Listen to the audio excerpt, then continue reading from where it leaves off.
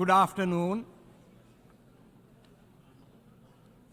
I call to order for the start of the second meeting of the 19th session of the Conference of the State Parties to the Convention on the Rights of Persons with Disabilities. Excellencies, ladies and gentlemen,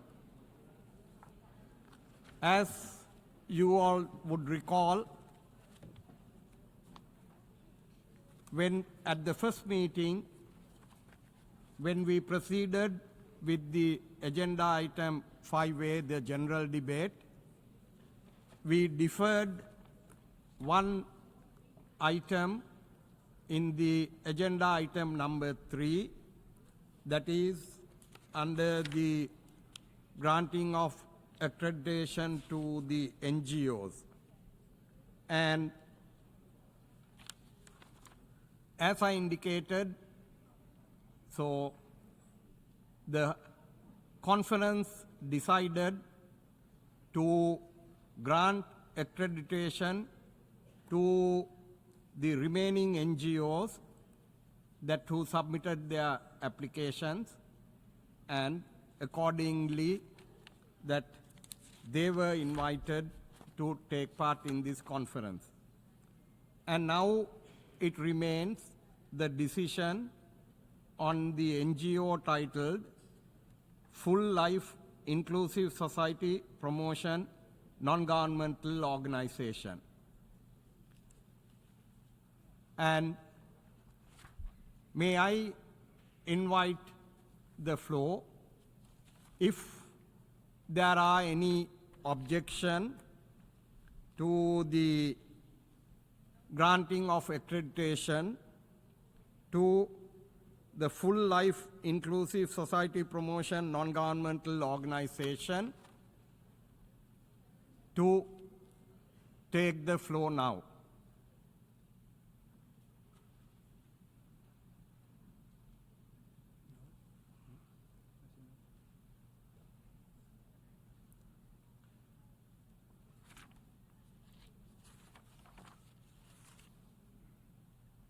I see no state party has requested the floor. May I take it that the Conference of State Parties wishes to grant accreditation to Full Life Inclusive Society Promotion Non-Governmental Organization.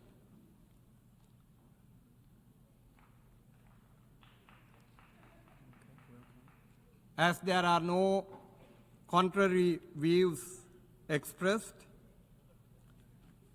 I proceed to announce that the Conference of State Parties grants accreditation to the Full Life Inclusive Society Promotion Non-Governmental Organization, and so decided. And I invite all the NGOs that who had been granted accreditation by the Conference of the State Parties to join at this conference. And I thank you all, the state parties and all the parties that who discussed on this matter and then who reached consensus on this matter.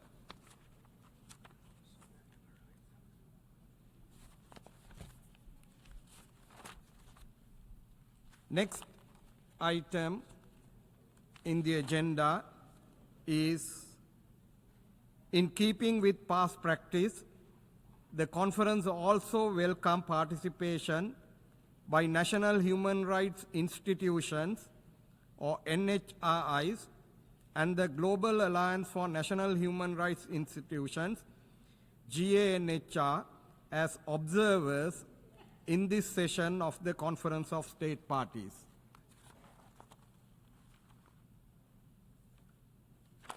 I see no objection. It is so decided.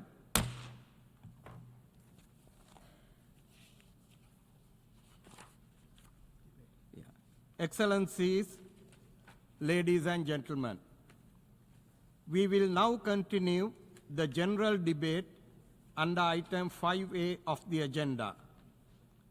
And I was informed that we still have a rather long list of speakers inscribed. As announced earlier this morning, I would appreciate all speakers observing the 3 minutes limit for your national statements, and that way you help all of us and this conference to exhaust the list of speakers as much as we can within the available time frame. And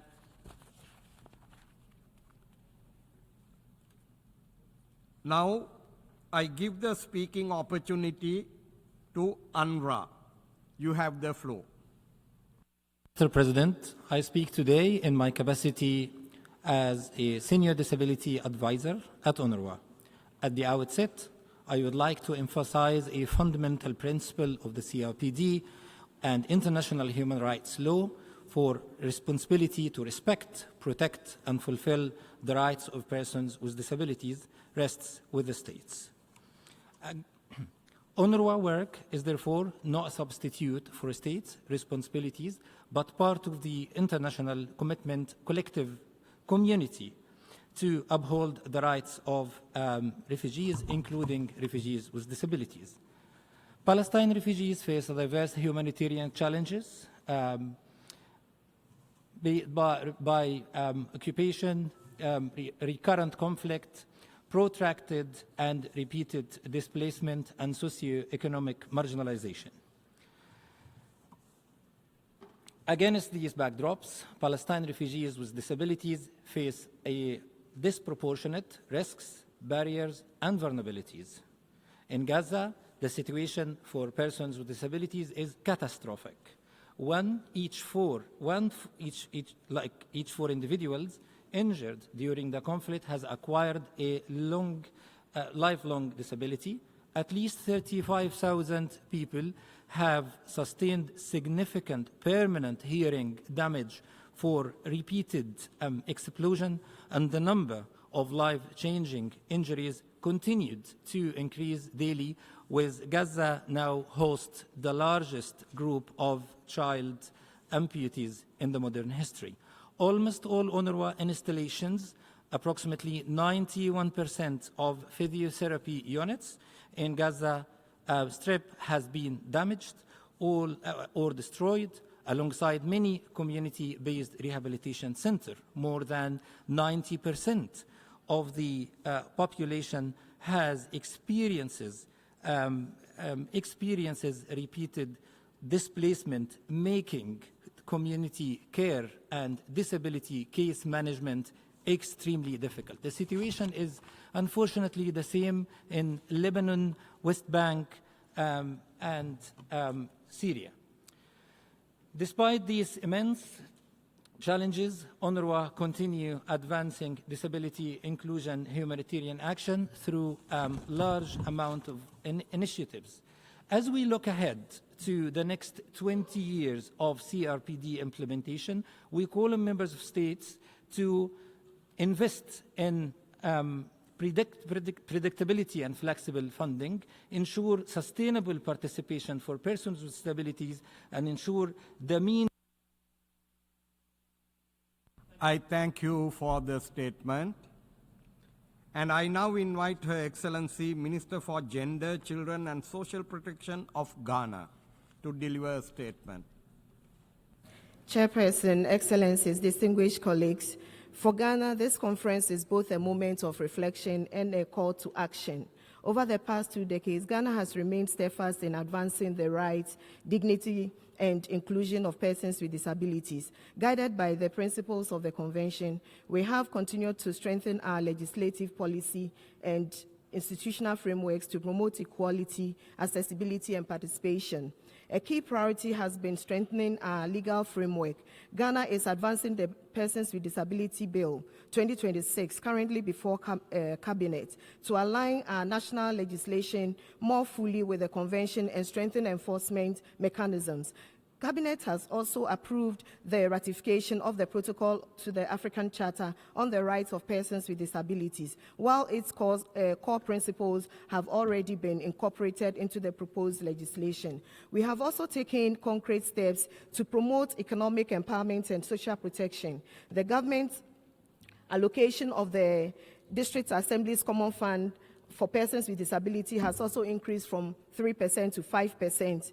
This is to support the livelihoods, education, and health care of persons with disabilities. In addition, more than 147,000 persons with disability have been enrolled on the Livelihood Empowerment Against Poverty program with access to National Health Insurance Scheme under the Big Push. To expand opportunities and foster inclusion, Ghana has implemented a free tertiary policy for persons with disability and has mainstreamed the Ghana Accessibility Standard into building regulations. Through our digital acceleration project, persons with disabilities have been equipped with digital skills and assistive technologies to participate more fully in the increasingly global digital world. While we celebrate these achievements, we recognize that challenges remain. Employment gaps, attitudinal barriers, and unequal access to assistive technology continue to limit opportunities for many persons with disabilities. As we look to the future, we must ensure that digital transformation, emerging technology, and climate action become pathways to inclusion rather than new source of exclusion. 20 years down the line, we hope to remove barriers to full participation. Ghana stands ready with all state parties and partners to build a future in which disabilities are empowered not only to benefit from development, but to help shape it. I thank you.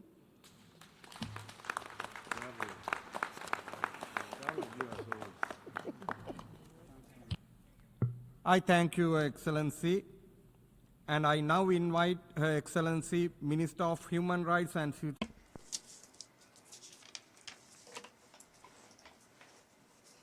Ladies and gentlemen, it is an honor to represent Brazil on the 20th anniversary of the adoption of the Convention on the Rights of Persons with Disabilities. I reaffirm our commitment to multilateralism, democracy, human rights, anti-ableism, diversity, and inclusion. Persons with disabilities are rights holders. Exclusion does not stem from their individual conditions, but from physical, communicational, institutional, and attitudinal barriers that limit their full and effective participation in society. The Convention guides the development of policies aimed at promoting autonomy, accessibility, intersectionality, deinstitutionalization, and the social participation of persons with disabilities. There are 14.4 million persons with disabilities in Brazil, representing 7% of the population, the majority of whom are women, Black individuals, and older persons. I would like to highlight the new Living Without Borders plan, a cross-sectoral Brazilian initiative focused on governance and social participation, and promoting the economic, social, cultural, and environmental rights. With an investment of $1.3 billion, approximately two-thirds of the actions have been completed or are underway, with progress achieved in health, education, social protection, and sports. In 2025, the number of enrollments of children with disabilities in schools surpassed 2.5 million students, representing an 82% increase compared to 2021. We have also advanced in the national care policy as a shared responsibility among families, communities, the market, and state. This agenda contributes to recognizing and valuing work that has historically been invisible and unequally distributed, especially among women and mothers. We have made progress in implementing the biopsychosocial assessment of disability, a human rights approach that goes beyond models centered on medical diagnosis, promoting greater equity and strengthening policies guided by the principle of human dignity. In the area of memory and truth, we're implementing an unprecedented program of reparation for persons affected by Hansen's disease and their children. Our duty is to safeguard the future by acknowledging past institutional violence so it's not repeated. The social participation of persons with disabilities remains a guiding principle of our policies. The 5th National Conference on the Rights of Persons with Disabilities reaffirm the commitment to the principle that inspires this convention: nothing about persons with disabilities without persons with disabilities.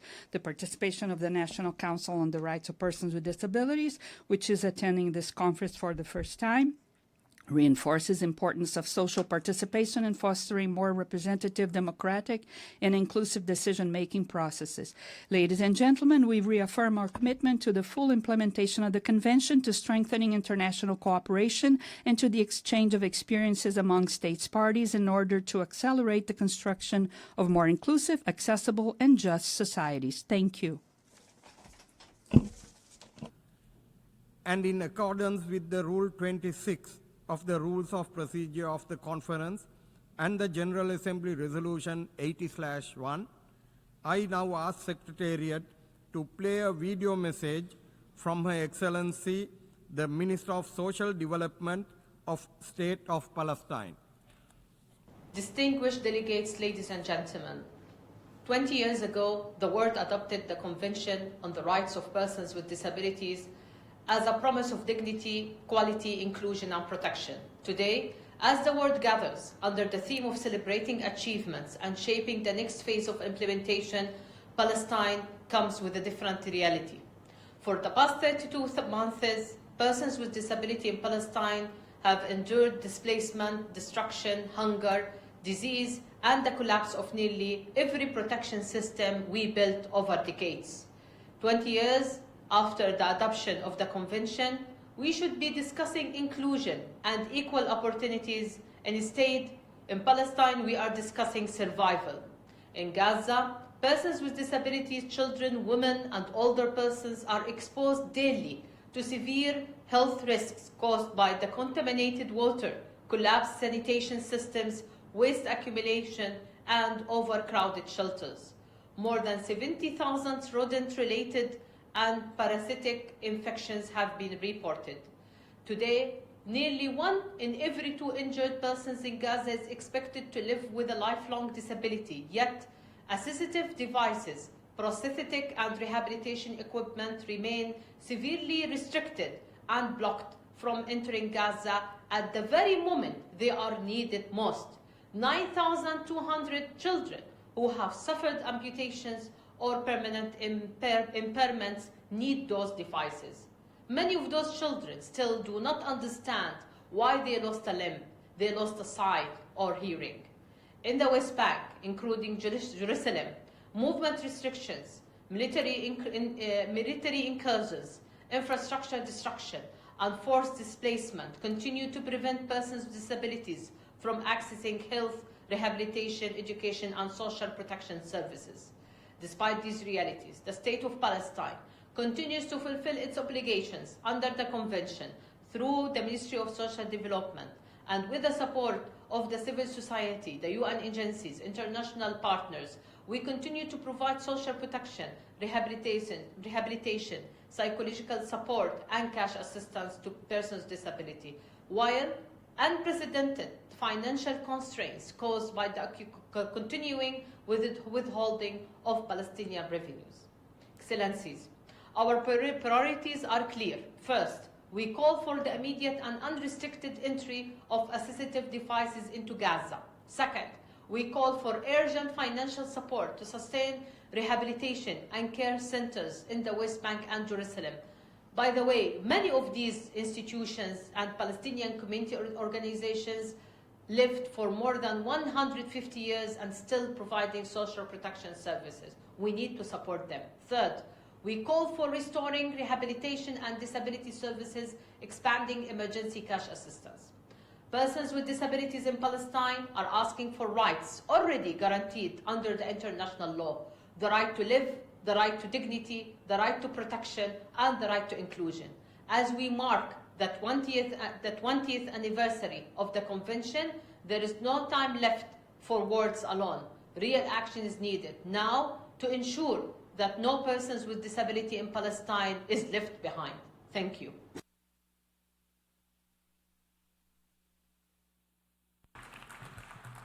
I thank for that statement, and may I now give the floor to World Federation of the Deaf Blind to to deliver the statement for 4 minutes.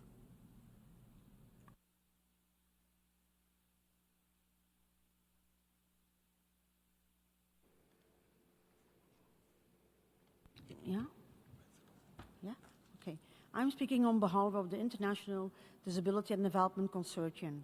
IDDC promotes inclusive international development and humanitarian action with a focus on the full and effective enjoyment of human rights for all persons with disabilities. The implementation of the Disability Inclusive Commitment on the Global Development Frameworks influenced by Article 32, such as 2030 Agenda for Sustainable Development and its SDGs, and the Sendai Framework are also critical to addressing the inequalities experienced by persons with disabilities. OPDs have a key role to play. We must ensure the systematic inclusion of persons with disability and OPDs in all future agreements. Now, we call on state parties to increase efforts to deliver the Convention, including by laying the foundation for inclusion for the full enjoyment of human rights, including through innovative financing.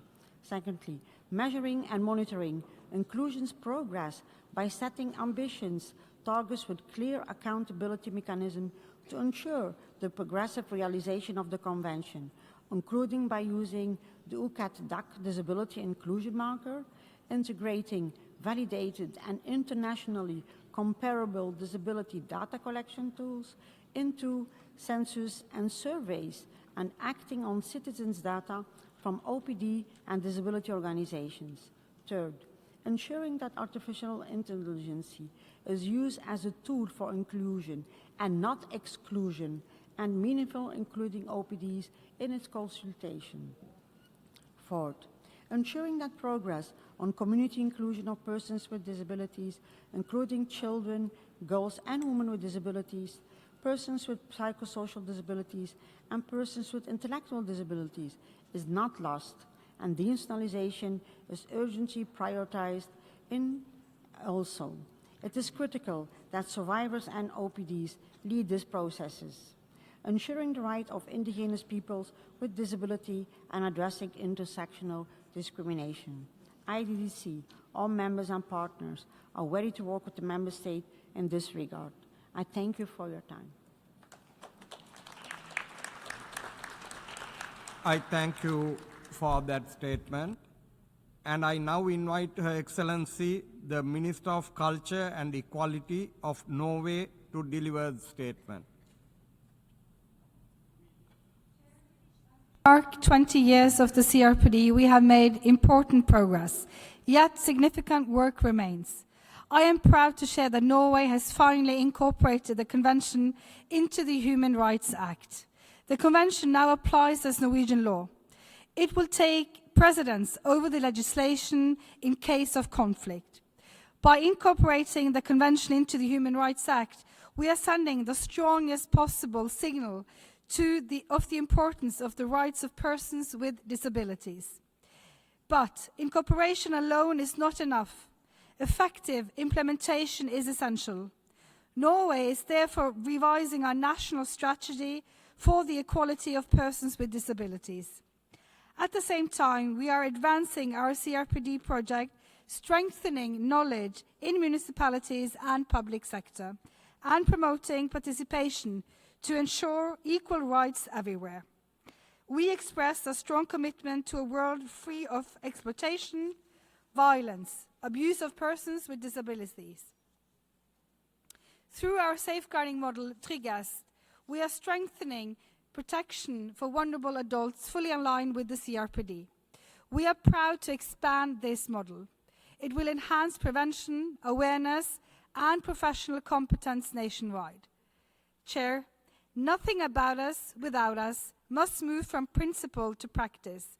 I now give the floor to our youth delegate, Nora. Chair, growing up with only 5% vision has taught me that disability does not limit my potential. Barriers do.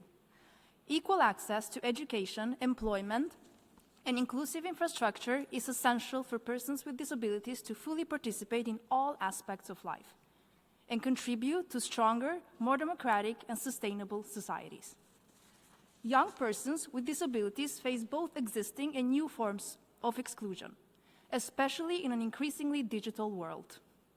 We must be heard and included in shaping the solutions, not only as leaders of tomorrow, but as active participants today.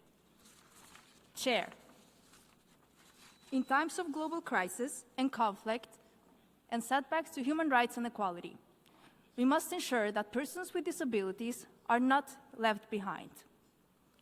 Rights are never simply given to us. They're something we must continue to fight for and protect. Disability can affect anyone, whether it's temporarily or permanently. That is why the fight for inclusion and equal rights concerns us all. Thank you.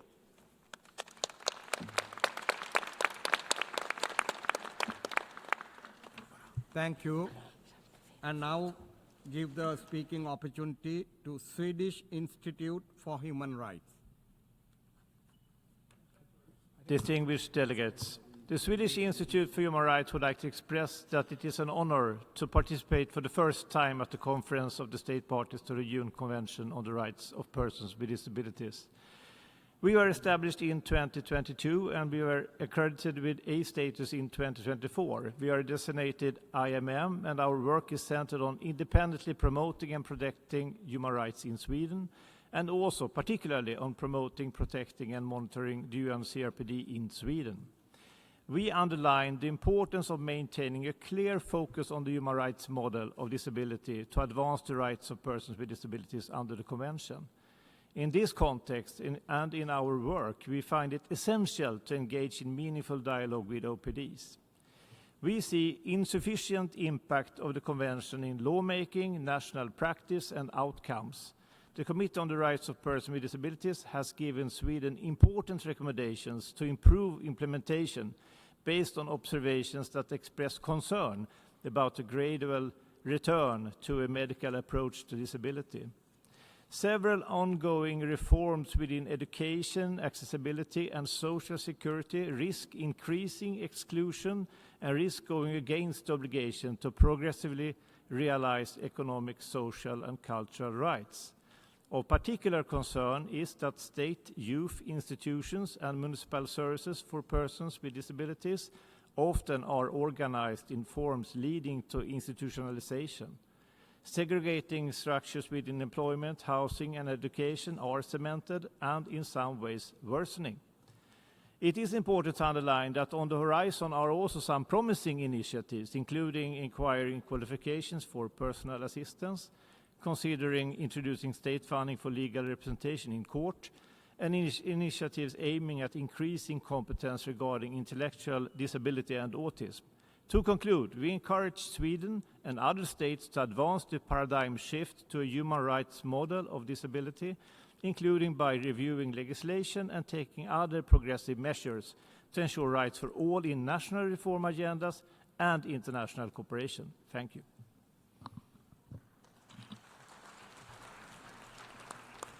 I thank you. And may I now give the floor to His Excellency, Minister of State, Minister for Social Security and Disability of the United Kingdom of Great Britain and Northern Ireland. Chair, thank you. As we celebrate the 20th anniversary of its adoption, the UK government is strongly committed to the UN Convention on the Rights of Persons with Disabilities, and we continue to make progress towards implementation. At international level, as co-chair, the UK hosted the annual general meeting recently of Global Action on Disability, the GLAD network in Edinburgh, alongside the International Disability Alliance. With over 100 attendees, member states, multilaterals, foundations, disabled people's organisations, the event enabled partners to coordinate their strategies to advance disability rights and inclusion globally.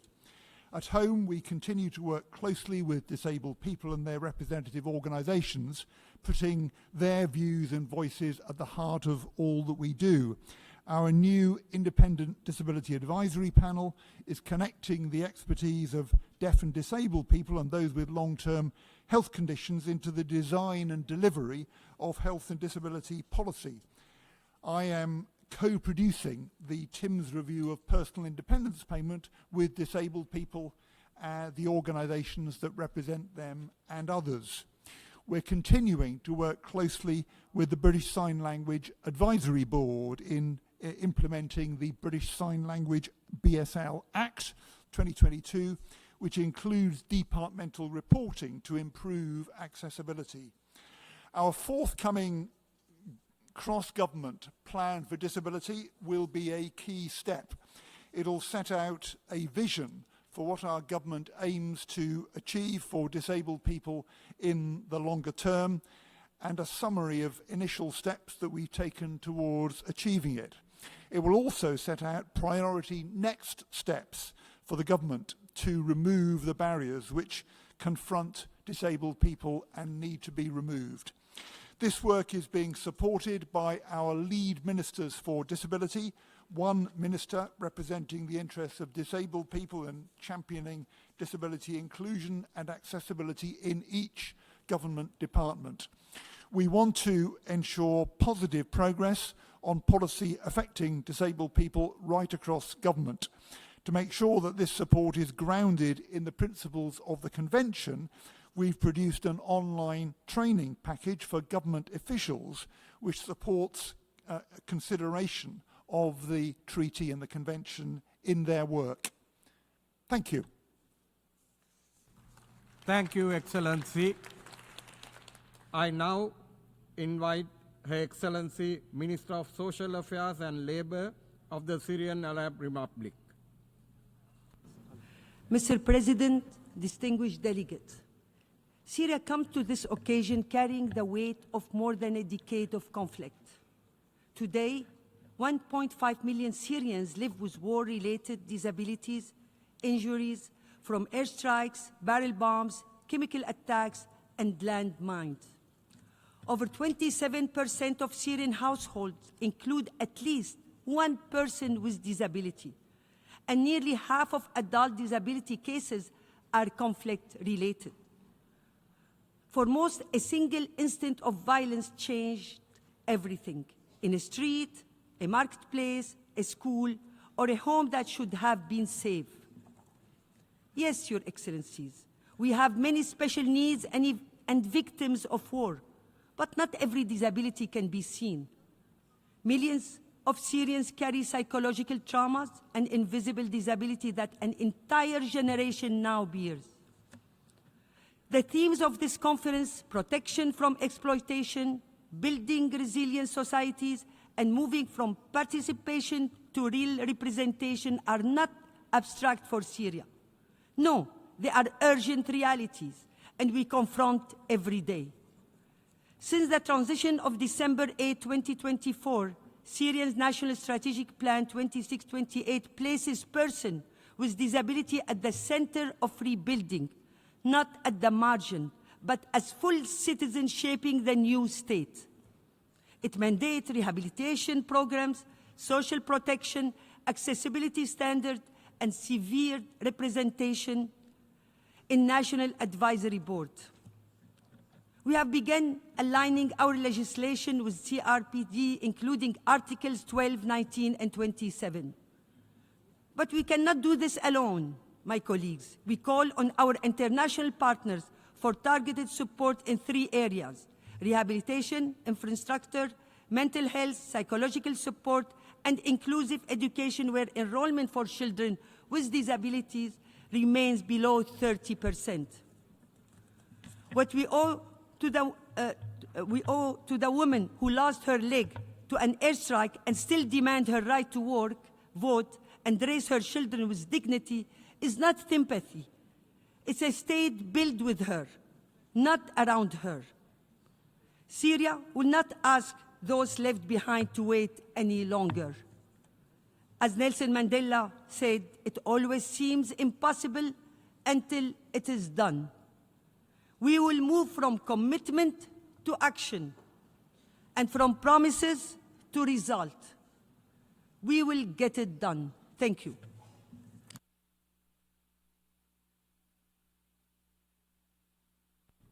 I thank you, Excellency.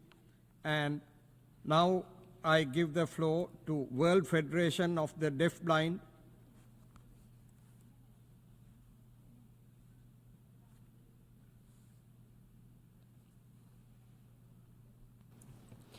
Good afternoon, distinguished delegates, friends, and colleagues.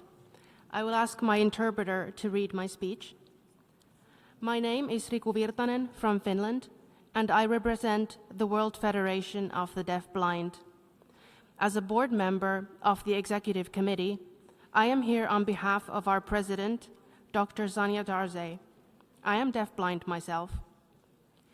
The WFDB is a global, non-governmental advocacy organization by and for persons with deafblindness, established in 2001.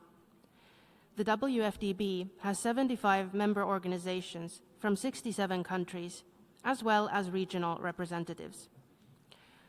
The WFDB is recognized as the unified and legitimate worldwide representative and voice of persons with deafblindness.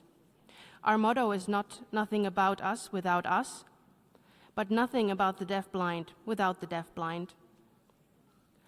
The WFDB represents the underrepresented, as the deafblind as a group are among the most underrepresented and socially excluded. Deafblindness is a distinct and diverse condition of combined hearing and vision impairments. It can be seen as a spectrum where deafblind individuals experience very different functional and participatory challenges. Persons with deafblindness have challenges accessing adequate services, such as interpreting. The WFDB are still lacking funding and have no personnel. That is why we are continually putting in the effort in organizing a global deafblind movement. We established a youth committee last year, and this year we are establishing a women's committee and are planning a committee for the elderly. I wish to take this opportunity to highlight the newly established International Day of Deafblindness, celebrated on the 27th of June. This day was officially adopted by the UN General Assembly on June 16th of last year. We wish to thank the 99 states that supported the establishment of the Day of Deafblindness. It may be a small task for politicians, but it has a huge impact for our lives and to the deafblind movement. The date of 27th of June celebrates the birthday of Helen Keller, an iconic figure in the deafblind community. By celebrating the Day of Deafblindness, we raise awareness of deafblindness as a distinct disability, as well as recognizing and promoting the rights of deafblind individuals. Thank you for your attention. I thank you, and may I now invite His Excellency, Minister of Social Affairs and Labor of Yemen.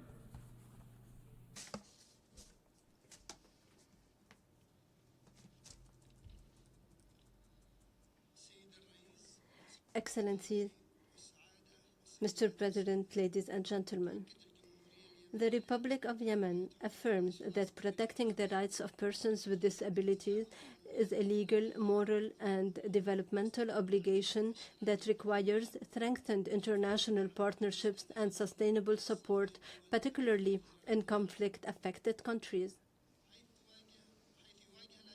Persons with disabilities in Yemen face compounded challenges because of the war waged by the terrorist Houthi militias, which has resulted in deteriorating basic services and limited access to education, healthcare, and employment opportunities.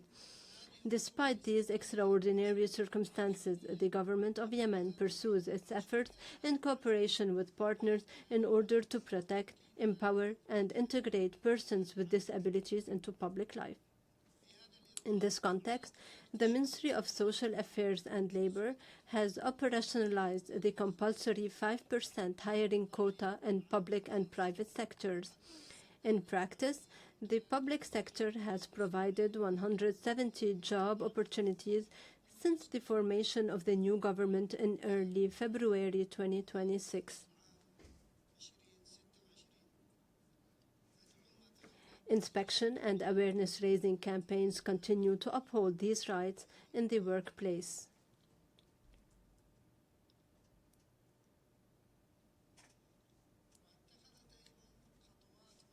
Concrete steps have also been taken to improve accessibility in public facilities, schools, and hospitals, and to support rehabilitation, healthcare, and inclusive education programs. In addition, a Center for the Rehabilitation and Care of Children with Disabilities has been established with funding from the Saudi Development and Reconstruction Program for Yemen, reflecting the importance of international and regional partnerships to support this segment of society. The government has also enhanced financial inclusion, supported livelihoods, and improved access to educational and rehabilitation services. These efforts strengthen the autonomy of persons with disabilities and their integration into society. Work is ongoing in coordination with relevant authorities to adapt public facilities to ensure ease of access and promote the autonomy, effective participation, and inclusion of persons with disability in society. In conclusion, we reaffirm our firm commitment to the CRPD principles. We call on the international community to strengthen cooperation and unify efforts to ensure the microphone was cut off. Thank you, Excellency. I now invite the Minister of Labor and Social Protection of the Russian Federation to make the statement. Уважаемый господин председатель, Mr. President, distinguished colleagues, the 20th anniversary of the UN Convention on the Rights of Persons with Disabilities coincides with a period of systemic transformation of social policy in Russia. We've transitioned from a unified support architecture based on proactivity, equal opportunities, and genuine partnership with organizations of persons with disabilities. Allow me to highlight the concrete results achieved in recent years. Our first priority is the reform of the medical and social assessment system for determining disability. Citizens have gained the right to independently choose the form of their assessment, either in person or remote. Remote appeal procedures have been introduced. The list of more than 950 medical examinations has been streamlined. Their validity periods have been extended and duplicative procedures have been eliminated. Our second priority is comprehensive rehabilitation. Systemic legislative amendments have been adopted. 25 federal standards have been approved covering comprehensive rehabilitation from early assistance and social rehabilitation to prosthetics and orthotics. High functionality microprocessor controlled prostheses have been included in the federal list. Recommendations in rehabilitation programs have become more detailed and they are now evaluated according to uniform effectiveness criteria. Our third priority is long-term care and support for a supported living. We are implementing a large-scale transition in this area. Living arrangements, supportive living arrangements for persons with mental impairments have been introduced instead of residential institutions. They're in our small group homes and individualized support. In 2026, more than 7,000 people are receiving services in formats that promote independence and inclusion in community life. At the same time, the long-term care system continues to expand. It now covers all of the regions of the country and more than 59,000 care professionals have been trained.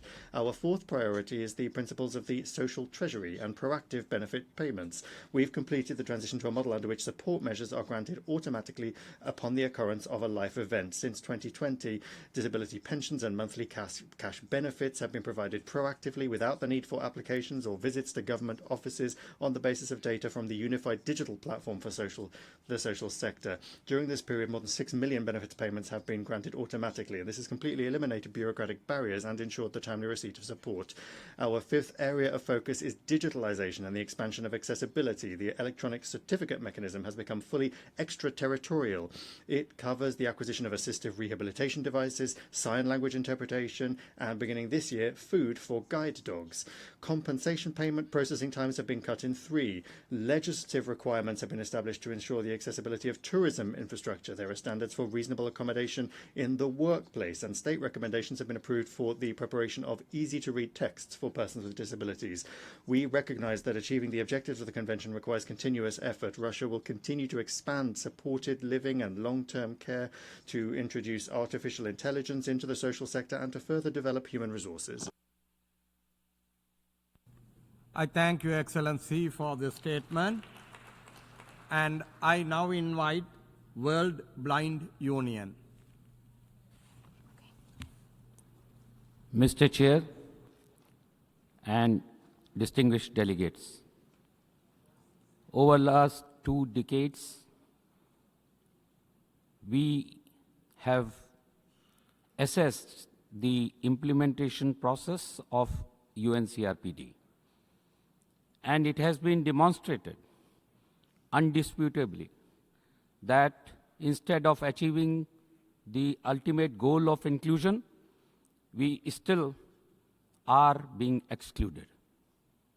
The reason of exclusion, persistent exclusion, is the non-inclusion of persons with disabilities in all programs, service delivery systems, and mainstream legislation and policies. We are continuing to build infrastructure, develop communication systems, develop service delivery models without considering disability as a part of the recipient of the fruits of those developments. Now, time has come when we enter the next decade that we have to mainstream disability in order to achieve the ultimate goal of inclusion. Unless we do that, we will continue in the next decade also to state and make statement to the same effect that we are making today. Therefore, I urge upon the member states to relook and come out of the disability-specific policies and legislation and converge the disability-specific legislation and policies integrate them into mainstream legislation. Let us build society for persons with disabilities and not keeping them a constituency separate from other citizens. Thank you very much. I thank you, and I now give the floor to Human Rights Ombudsman of the Republic of Slovenia for the statement.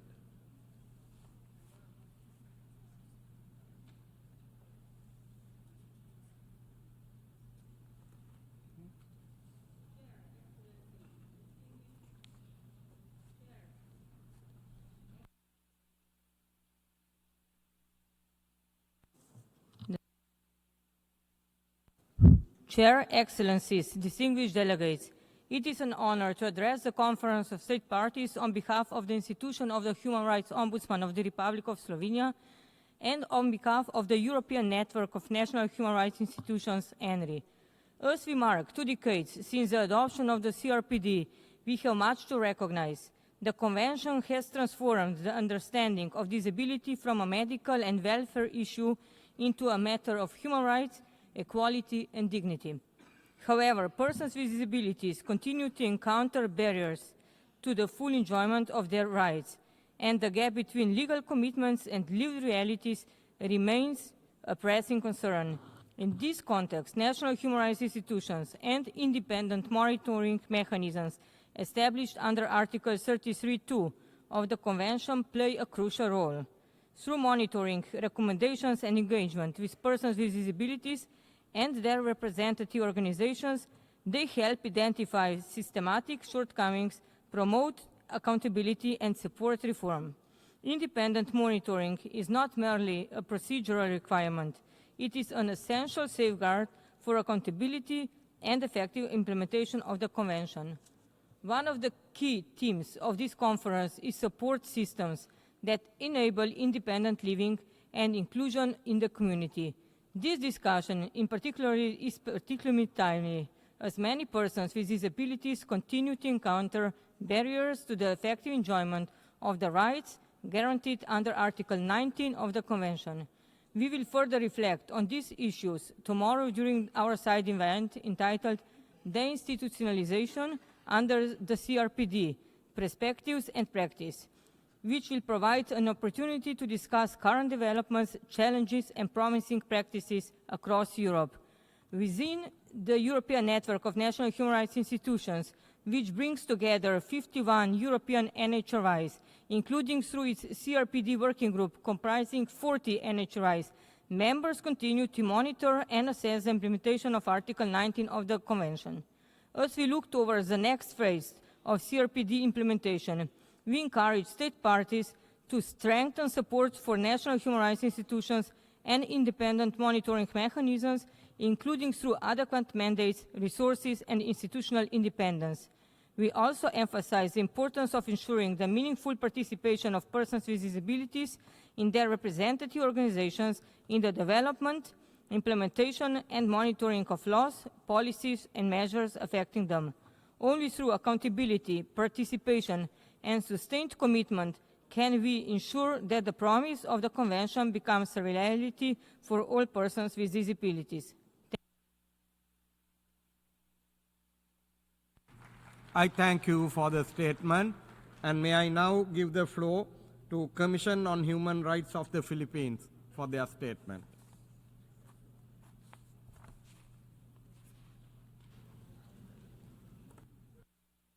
Your Excellencies, distinguished delegates, colleagues, and friends, a 7.8 magnitude earthquake recently hit the southern Mindanao area of the Philippines, my country. This serves as a solemn reminder of our shared vulnerability to natural disasters. While such events impact entire populations, the consequences are disproportionately severe for persons with disabilities. Our obligations under the CRPD and the Sendai framework are explicit. We must ensure the protection, inclusion, and meaningful participation of persons with disabilities in all disaster risk reduction and humanitarian efforts. To meet these commitments, we must first ensure all early warning systems are available in accessible formats. Second, design inclusive evacuation procedures and emergency shelters. Third, invest in accessible infrastructure and inclusive recovery programs. Fourth, utilize disaggregated data to ensure persons with disabilities are visible in disaster statistics. It is crucial that we must move beyond mere consultation and ensure the meaningful participation of persons with disabilities and their representative organizations in every stage of planning, implementation, and evaluation. They must be recognized as partners, leaders, and agents of change. As the international community gathers today to reaffirm its commitment to the CRPD, let us evolve our guiding principle. We must move beyond nothing about us without us to a more comprehensive standard. It should now be nothing without us. Thank you very much. Thank you. And now I invite United Nations Population Fund, UNFPA, for the statement. President, Excellencies, distinguished delegates, and guests. The United Nations Population Fund is honored to mark the 20th anniversary of the Convention on the Rights of Persons with Disabilities, a landmark treaty that affirmed disability rights as human rights, including sexual and reproductive health and rights. 20 years later, significant gaps remain. Fewer than half of women and girls with disabilities have their family planning needs met, and they continue to face barriers in accessing information, services, and protection. Women and girls with disabilities are also up to 10 times more likely to experience sexual violence, including in homes, institutions, communities, and increasingly in digital spaces. These realities reflect persistent exclusion from systems, policies, and decision-making processes. This is why disability inclusion remains central to UNFPA's mandate and strategic plan. Through the We Decide Global Program and other initiatives, UNFPA is supporting disability-inclusive sexual and reproductive health and gender-based violence services in more than 80 countries. We are strengthening inclusive care and support systems, addressing the intersection of unpaid care and disability, which disproportionately impacts women with disabilities as both providers and recipients of care. We are working to ensure that women and young persons with disabilities can exercise bodily autonomy free from violence, coercion, and discrimination. Progress also requires visibility.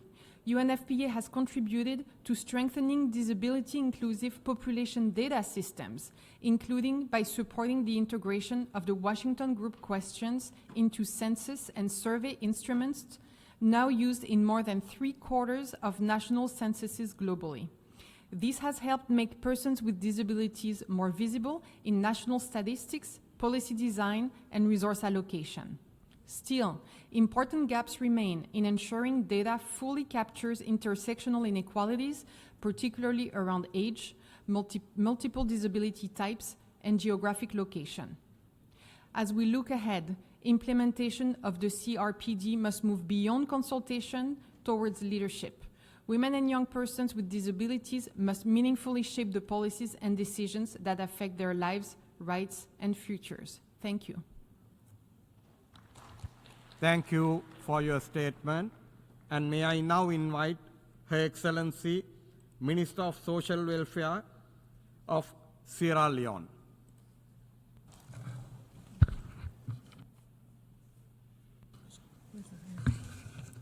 Thank you, Chair, Excellencies, distinguished delegates, representatives of organizations for persons with disabilities, ladies and gentlemen, I bring you warm greetings from His Excellency the President of Sierra Leone and the people of Sierra Leone. Today's gathering presents another opportunity to reaffirm our global commitment to addressing the persistent and growing challenges faced by millions of persons with disabilities worldwide. The theme of this conference is particularly significant because it reminds us that sustainable development, social justice, and human rights cannot be achieved unless persons with disabilities are fully included in all aspects of society. Distinguished delegates, the government of Sierra Leone remains firmly committed to the implementation of the Conventions on the Rights of Persons with Disability and the realization of the Sustainable Development Goals through a disability-inclusive approach. One of the most significant achievements in our disability inclusion journey is the implementation of the Persons with Disability Act of 2011, which remains the cornerstone of disability rights protection in Sierra Leone. The Act provides a comprehensive legal framework and prohibits discrimination against persons with disability and promotes equal opportunities in education, employment, healthcare, transportation access to public services, political participation, sports, recreation, and community life. A major outcome of the Act was the establishment of the National Commission for Persons with Disability. The Commission serves as the principal institution mandated to coordinate, promote, monitor, and advocate for the rights and well-being of persons with disability throughout the country. Sierra Leone greatly appreciate the support of the United Nations Partnership on the Rights of Persons with Disability funds through the implementation of disability inclusive programs supported by the fund. The government of Sierra Leone recognizes that poverty disproportionately affects persons with disability. In response, we have continued to strengthen disability-inclusive social protection systems through cash transfer programs supported by the government of Sierra Leone and the World Bank. Vulnerable households, including households headed by or containing persons with disability, have benefited from financial assistance aimed at improving livelihood and reducing poverty. As a result of the support for the UN Indian Fund, we have constructed a specially abled village for 60 households headed by persons with disability and refurbished and equipped different skills training centers for persons with disability.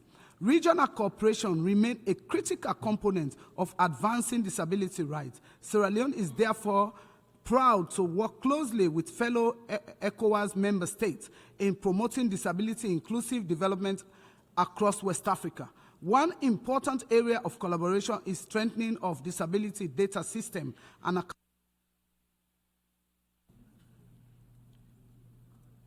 Thank you, Your Excellency. And I now invite His Royal Highness, Lord Chamberlain at the Royal Hashemite Court and President of the Higher Council for the Rights of Persons with Disabilities of Jordan to make the statement. Your Excellencies, dear friends, 20 years after the adoption of the CRPD, the world has witnessed significant progress in advancing the rights and inclusion of persons with disabilities in education, employment, health, accessibility, and many other areas. Yet, we must ask ourselves an important question: have we truly done enough?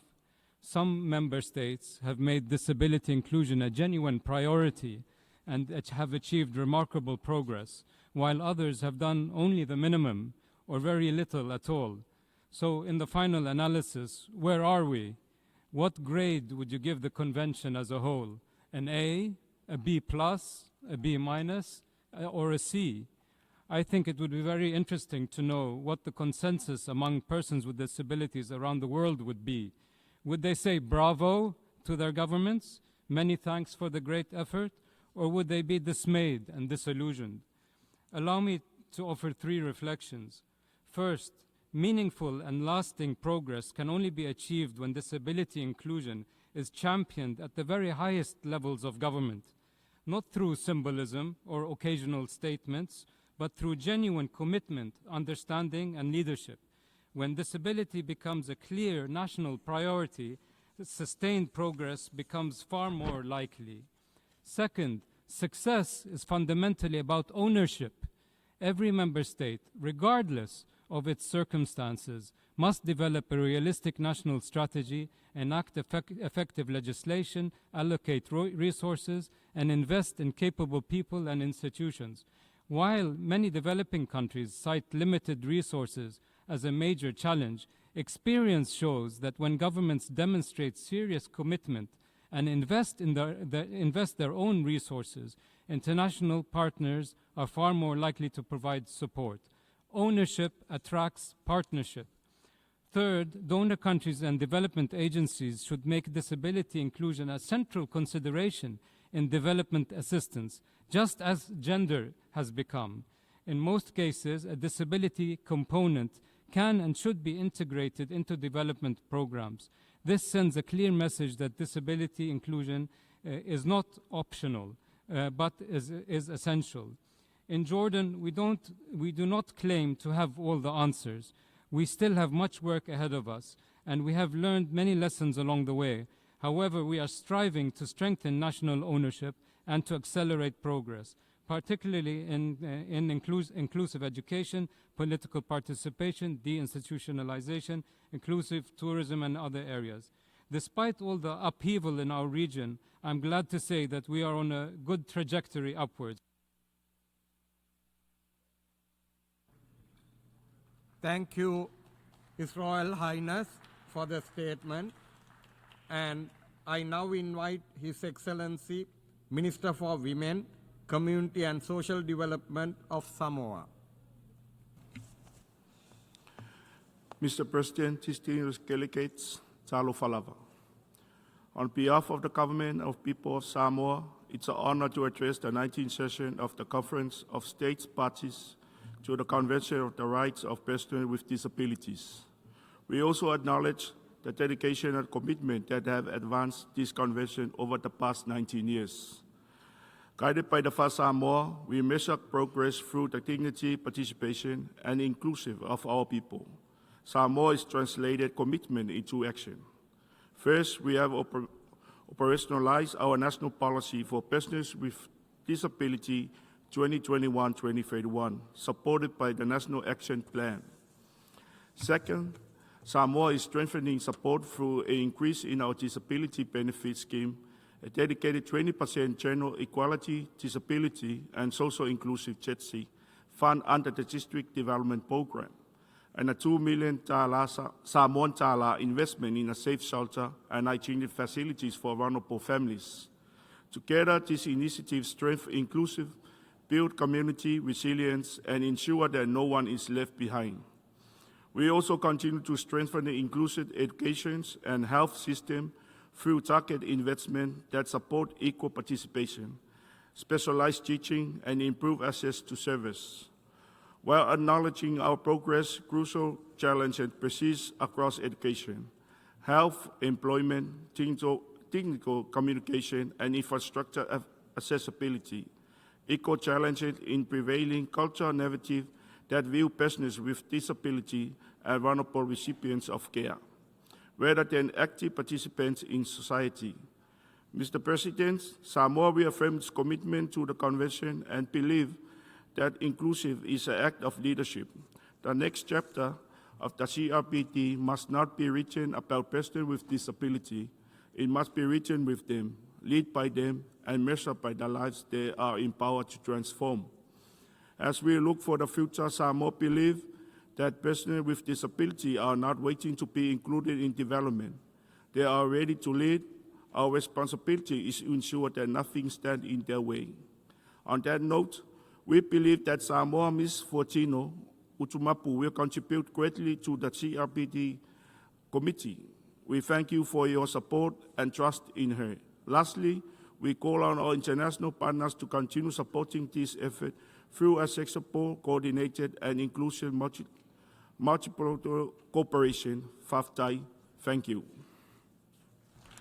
I thank you, Your Excellency, and I now invite the representative from RIADIS to make a statement from the designated NGO speaker's seat. Gracias. Excelencias, mi nombre es Antonio. Thank you. I'm Antonio Palma Lopez, and today I'm speaking to you from Latin America, where 85 million persons with disabilities live through realities that contradict the Convention. It's not a secret that we're one of the most excluded groups that are at the most risk of our human rights being violated and facing violence, including sexual violence. This does not describe an isolated problem, it describes a human rights crisis. 20 years after signing the Convention, and with 4 years to go until the end of the SDG's deadline, our region has demonstrated commitment. We have organised regional summits, built common agendas and articulated clear priorities. However, we cannot continue to move forward alone. Governments and international cooperation must rise to this urgent situation. For this reason, we are launching a strong appeal. First, that the commitments of the Amman and Berlin Declaration be translated into real financing. The 15% goal for inclusion cannot remain an aspiration. Second, the participation of organisations of persons with disabilities be binding and not symbolic. Meaningful participation is a principle, not just an aspiration. And we've seen that, in particular, organisations led by women, youth, Indigenous peoples, Afro-descendants, LGBTIQ individuals continue to face barriers accessing resources and decision-making. Third, intersectionality ceases to be a concept and becomes practice. If discrimination is intersectional, our response must be intersectional also. This is what the Berlin Declaration affirms, and this is how it must be reflected in every law, public policy, and cooperation mechanism. I'd like to underscore the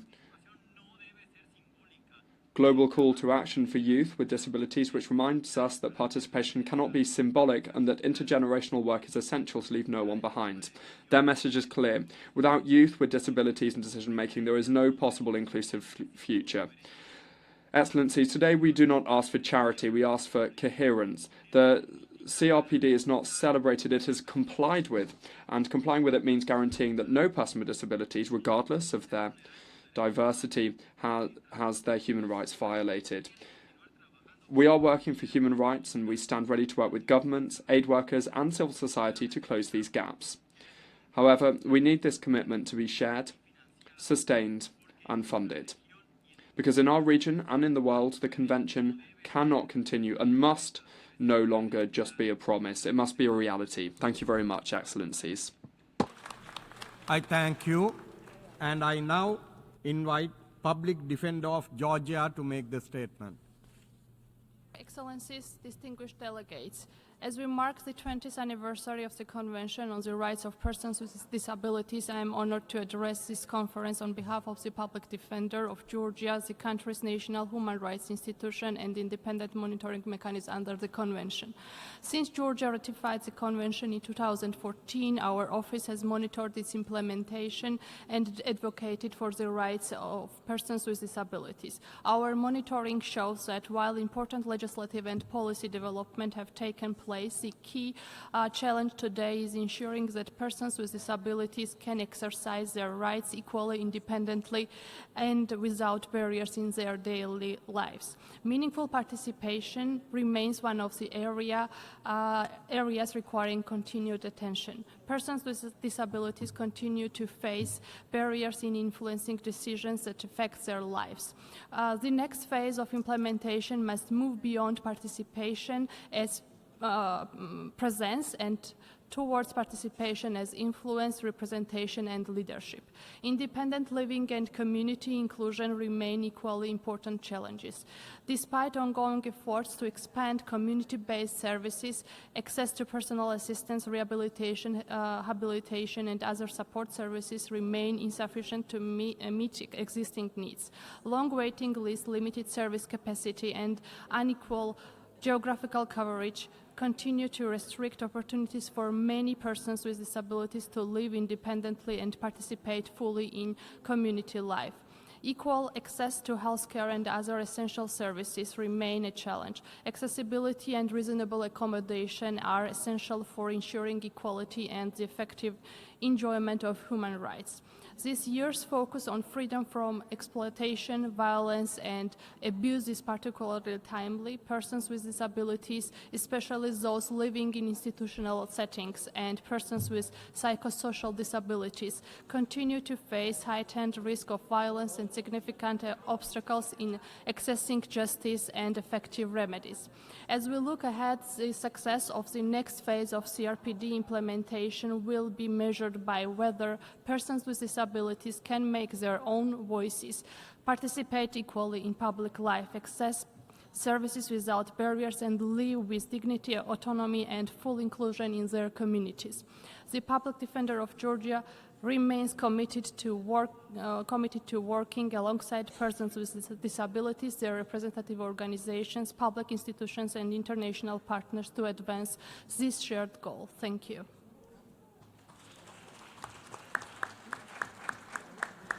I thank you, and I now invite the United Nations Entity for Gender Equality and the Empowerment of Women, or UN Women, to make the statement.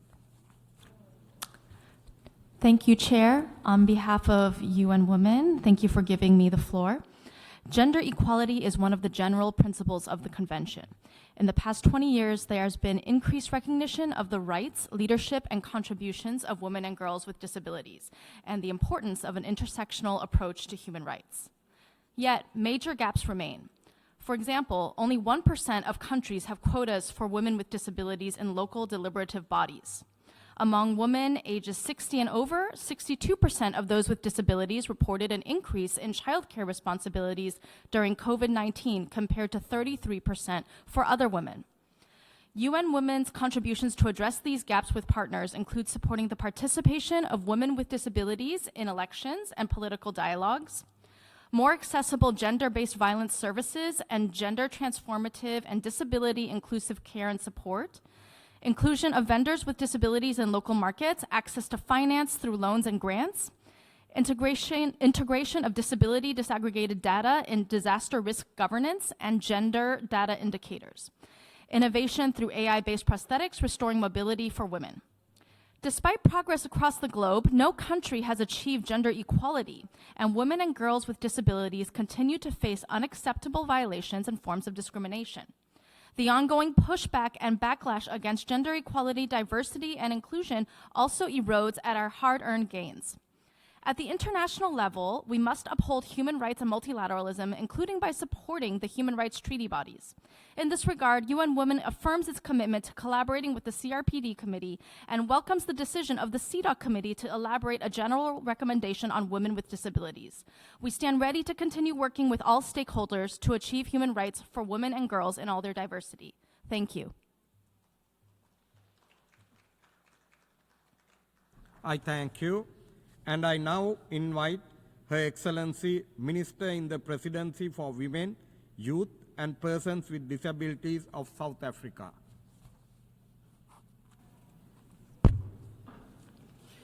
Chairperson, Excellencies, ladies and gentlemen, We are deeply honored by the opportunity to participate in the 19th session of the Conference of States Parties to the CRPD. South Africa did not only contribute to the drafting of the convention and its optional protocol in 2002, we signed and ratified them in 2007 and commenced the process of domestication in 2008, resulting in the adoption of our white paper on the rights of persons with disabilities in 2015. Our white paper is anchored on 9 pillars, which include, among others, the removal of barriers to access and participation, the support of sustainable integrated community life, and the reduction of economic vulnerability. For South Africa, disability inclusion is a constitutional imperative. It is at the heart of the supreme law of the land, and our view is that disability inclusion should be at the center of everything we do.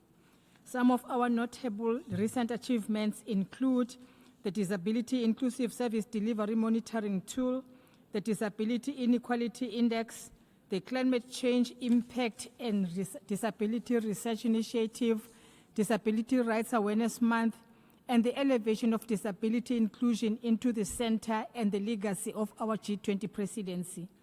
With strengthened enforcement mechanisms, we are on course to achieve 5% employment equity for persons with disabilities in the public service and 7% disability inclusive public procurement by 2026. We are part of the implementation of the Disability Inclusive Climate Change, Disaster Risk Reduction, and Humanitarian Response, in line with Article 11 of the CRPD, the Sendai Framework, and the Paris Agreement. In a changing world, South Africa recognizes the importance of advancing digital accessibility, assistive technologies, artificial intelligence, and accessible public information systems in advancing inclusion. As part of our G20 legacy projects, we're in the process of developing a Disability Inclusion NEP Center of Excellence. This center will enhance our ability to plan effectively, allocate resources equitably, manage disability data, and monitor progress with accountability and transparency.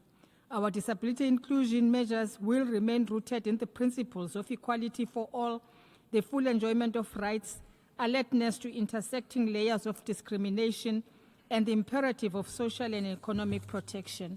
We call on all state parties to accelerate the implementation of the CRPD and ensure the meaningful participation of organizations of and for persons with disabilities. I thank you. Thank you, Her Excellency. And may I now invite Her Excellency, Minister Delegate for Personal Independence and People with Disabilities, attached to the Minister for Health, Families, Personal Independence and People with Disabilities of France, to make the statement. Merci, Monsieur. Thank you, Mr. President. This year we are celebrating the 20th anniversary of the Convention on the Rights of Persons with Disabilities. 20 years following its adoption, it's no longer just a question of reaffirming these rights, but also and above all of guaranteeing that they are effective. France takes this opportunity to reiterate its full support for the Committee on the Rights of Persons with Disabilities. Their comments constitute a compass for each state. That is why France put forward a candidate for the election of new members to the committee this year, namely Marie Rabatel, President of the Francophone Association of Autistic Women, who is committed to the fight against violence. France also reaffirms its support for the United Nations Disability Inclusion Strategy and the goals that have been set on universal accessibility, inclusive education, employment, and participation in political life. The 3 priorities of this conference are fully aligned with France's commitments. Building more inclusive and more resilient societies that is designed to guarantee effective access to fundamental rights, including to health and to care. France is thus continuing its work to combat persistent obstacles in common law, including through the deployment of disability contact points in healthcare establishments and the development of adapted care courses. We also must combat all forms of violence and discrimination. France has adopted a dedicated action plan on the intimate, emotional and sexual life of persons with disabilities that was co-created with the persons in question. It aims to ensure that each person has their dignity, their integrity and their fundamental freedoms respected. Particular attention is paid to women and to children with disabilities who are more significantly exposed to sexual violence. Prevention, identifying violence, the training of professionals and support for victims with disabilities takes pride of place in that. Lastly, the participation of persons with disabilities in political and public life is a democratic imperative. The law of the 23rd of March 2019 was a historic milestone. It opened up the right to vote to protected persons. In accordance with Article 29 of the Convention, France is continuing its commitment to lifting legal, financial, administrative and technical barriers that are still hindering the exercise of public office by persons with disabilities. The law of the 22nd of December 2025 on the creation of the local elected official status enshrines the right to accommodations for elected officials with disabilities. These issues are at the heart and will be at the heart of the National Disability Conference that will be organized this month under the authority of the President of the Republic. France continues to act based on a simple conviction, that is that the rights of persons with disabilities are universal human rights which must be guaranteed in full everywhere and for all. As we mark this 20th anniversary,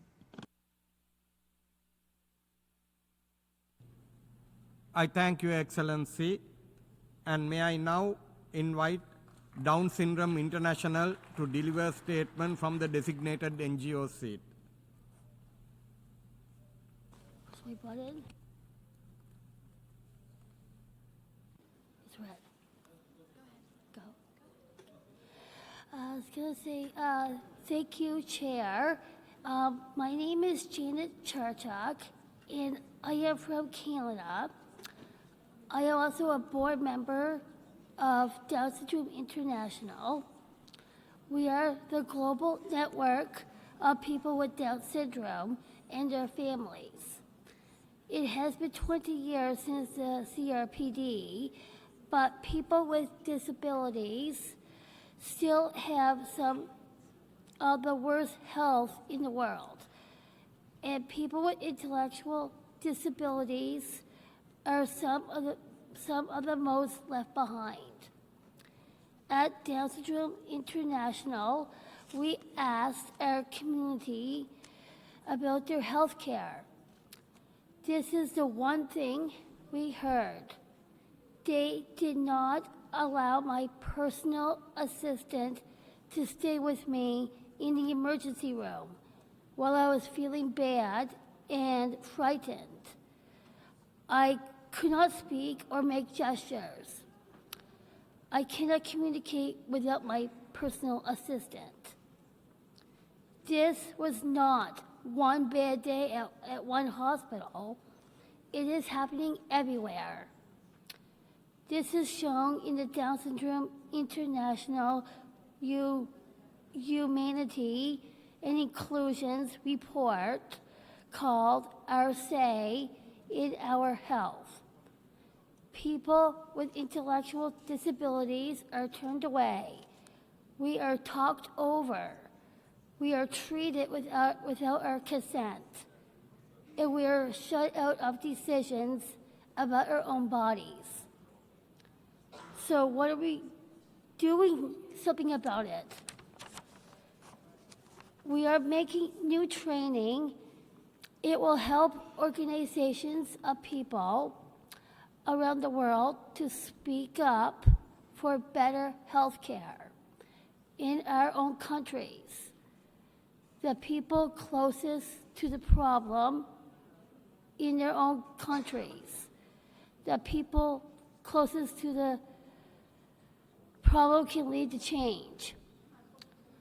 We are also co-chairing the first work stream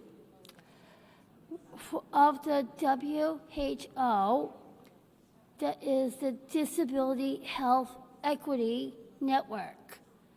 This network brings together governments, researchers, and organizations of persons with disabilities and other NGOs.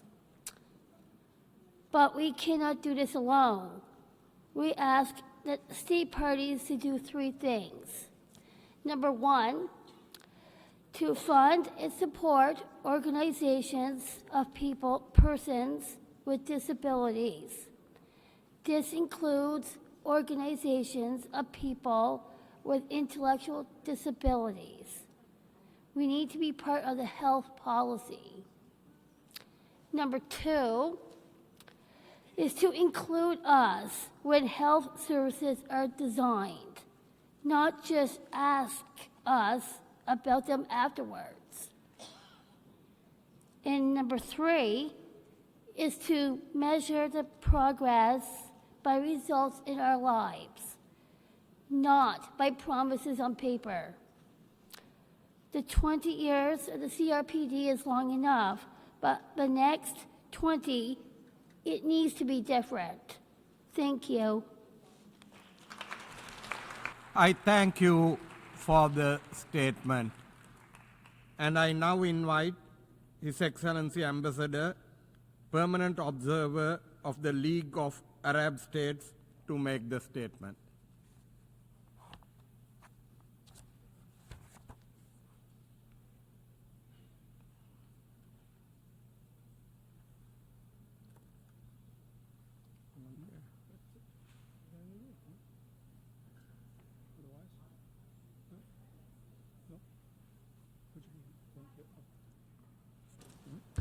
شكرا.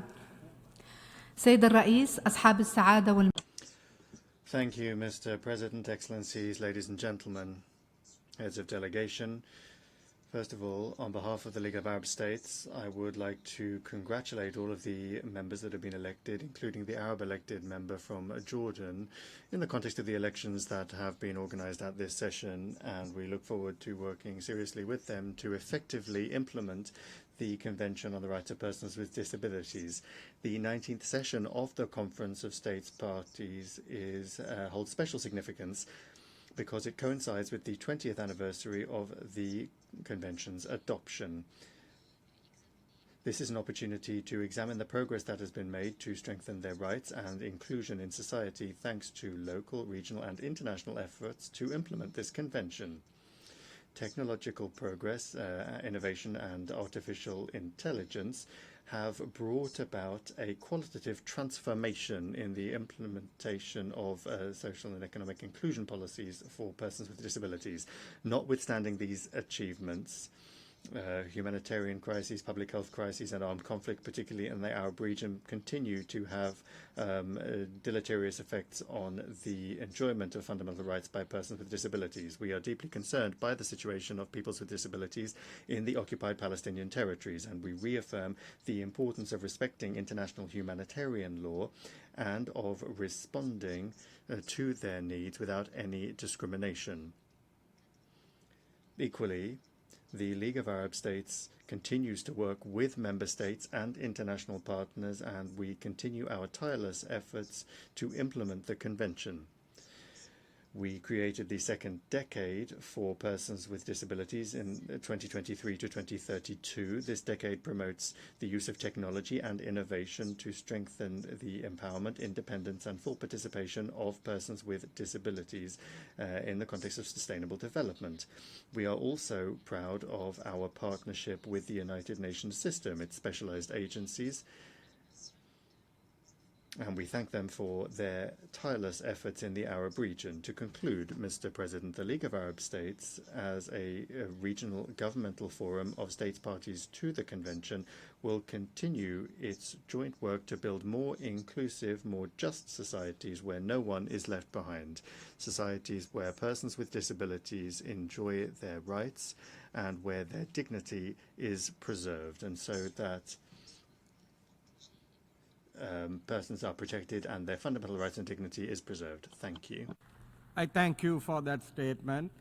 And may I now invite Her Excellency, Deputy Minister of Social Welfare of the Republic of Cyprus, to make the statement on behalf of Group of Friends of Culture. For 5 minutes. Mr. President, I have the honor to deliver this statement on behalf of the Group of Friends of Culture. Culture is central to human dignity, identity, and belonging. It is through culture that people express themselves, transmit knowledge and heritage, and contribute to the richness of our shared humanity. Article 30 of the Convention on the Rights of Persons with Disabilities recognizes the right of persons with disabilities to participate in cultural life on an equal basis with others, including through the recognition and support of their specific cultural and linguistic identities, such as sign languages and deaf culture. Yet, despite important progress, many persons with disabilities continue to face barriers to the full enjoyment of their cultural rights. As reaffirmed in UNESCO's Universal Declaration on Cultural Diversity, the defense of cultural diversity is an ethical imperative inseparable from respect for human dignity. We therefore stress the importance of ensuring equal access to culture and heritage, and of enabling persons with disabilities to participate fully in cultural life and to maintain and develop their cultural and linguistic identities. This includes promoting accessible cultural institutions and content, as well as inclusive approaches to the digitalization of cultural heritage. Persons with disabilities have made extraordinary contributions to the richness and diversity of human creativity. Across cultures and throughout history, they have helped shape and enrich the cultural genius of humanity. Ensuring their full participation in cultural life is therefore not only a matter of rights, dignity, and inclusion. It is essential to safeguarding the diversity of cultural expressions and the creative potential of humankind. The group of Friends of Culture remains committed to advancing culture as a force for inclusion, dignity, and cultural rights, and to promoting the full participation of persons with disabilities in all aspects of cultural life. Thank you.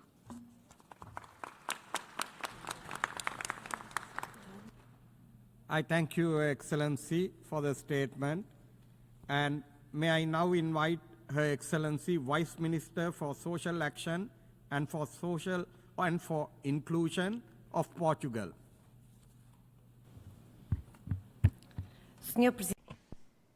Mr. President, distinguished delegates, as we mark the 20th anniversary of the Convention on the Rights of Persons with Disabilities, it is important to acknowledge our collective progress, but also to affirm with renewed ambition that there is still work ahead of us. Portugal is firmly committed to this global agenda. Our National Strategy for the Rights of Persons with Disabilities 2026-2030, approved in March, reaffirms the Convention as the cornerstone of our public policies. It reflects our and also inclusion as a national priority, centered on autonomy, accessibility, and full participation throughout all stages of life. The progress achieved over the past 20 years is evident in many areas, but we have to continue raising political commitment, institutional capacity, and more effective, sustained, and results-oriented implementation.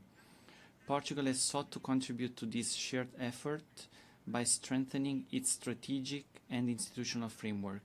Our new strategy, supported by action plans with clear targets, indicators, and responsibilities, demonstrates our determination to build on existing progress while addressing remaining challenges. The strategy is built around 4 priorities. First, we have strengthened the human rights-based approach by promoting independent living, universal access to services, and the fight against inequalities. Second, we are focused on transforming our local communities, as it is in these communities that people live and need to have their rights guaranteed. Third, we are focused on reducing school dropout rates and promoting inclusive employment, ensuring equal opportunities throughout the life course. Fourth, we have invested in governance and data, recognizing that effective policies require disaggregated data and continuous monitoring. As part of this effort, Portugal considers particularly important to strengthen public policies that translate rights into tangible results in the daily lives of persons with disabilities. In the field of inclusive education, we have seen a steady increase in the number of students benefiting from learning and inclusion support measures. In the area of independent living as well, Portugal has been consolidating initiatives aimed at ensuring greater autonomy and self-determination. The Independent Living Support Service has now been integrated into our social protection system, and 35 independent living support centers are currently operating across the country. By the end of this year, we will further expand this network and achieve nationwide coverage. Celebrating 20th anniversary of the Convention is therefore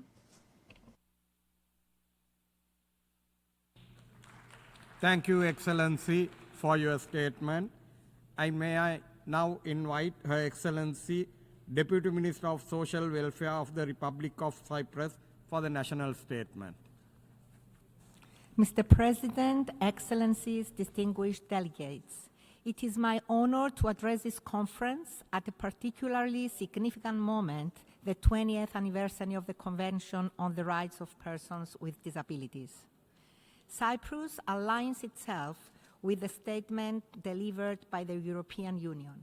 Allow me to also share the following in my national capacity. The Convention remains a landmark human rights instrument and a powerful reminder that dignity, equality, accessibility, and inclusion must remain at the center of our policies and actions.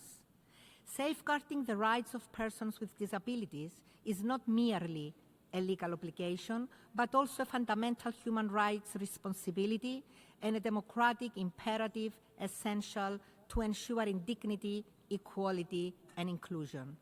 This conference provides an important opportunity to reflect on the progress achieved while also recognizing the challenges ahead.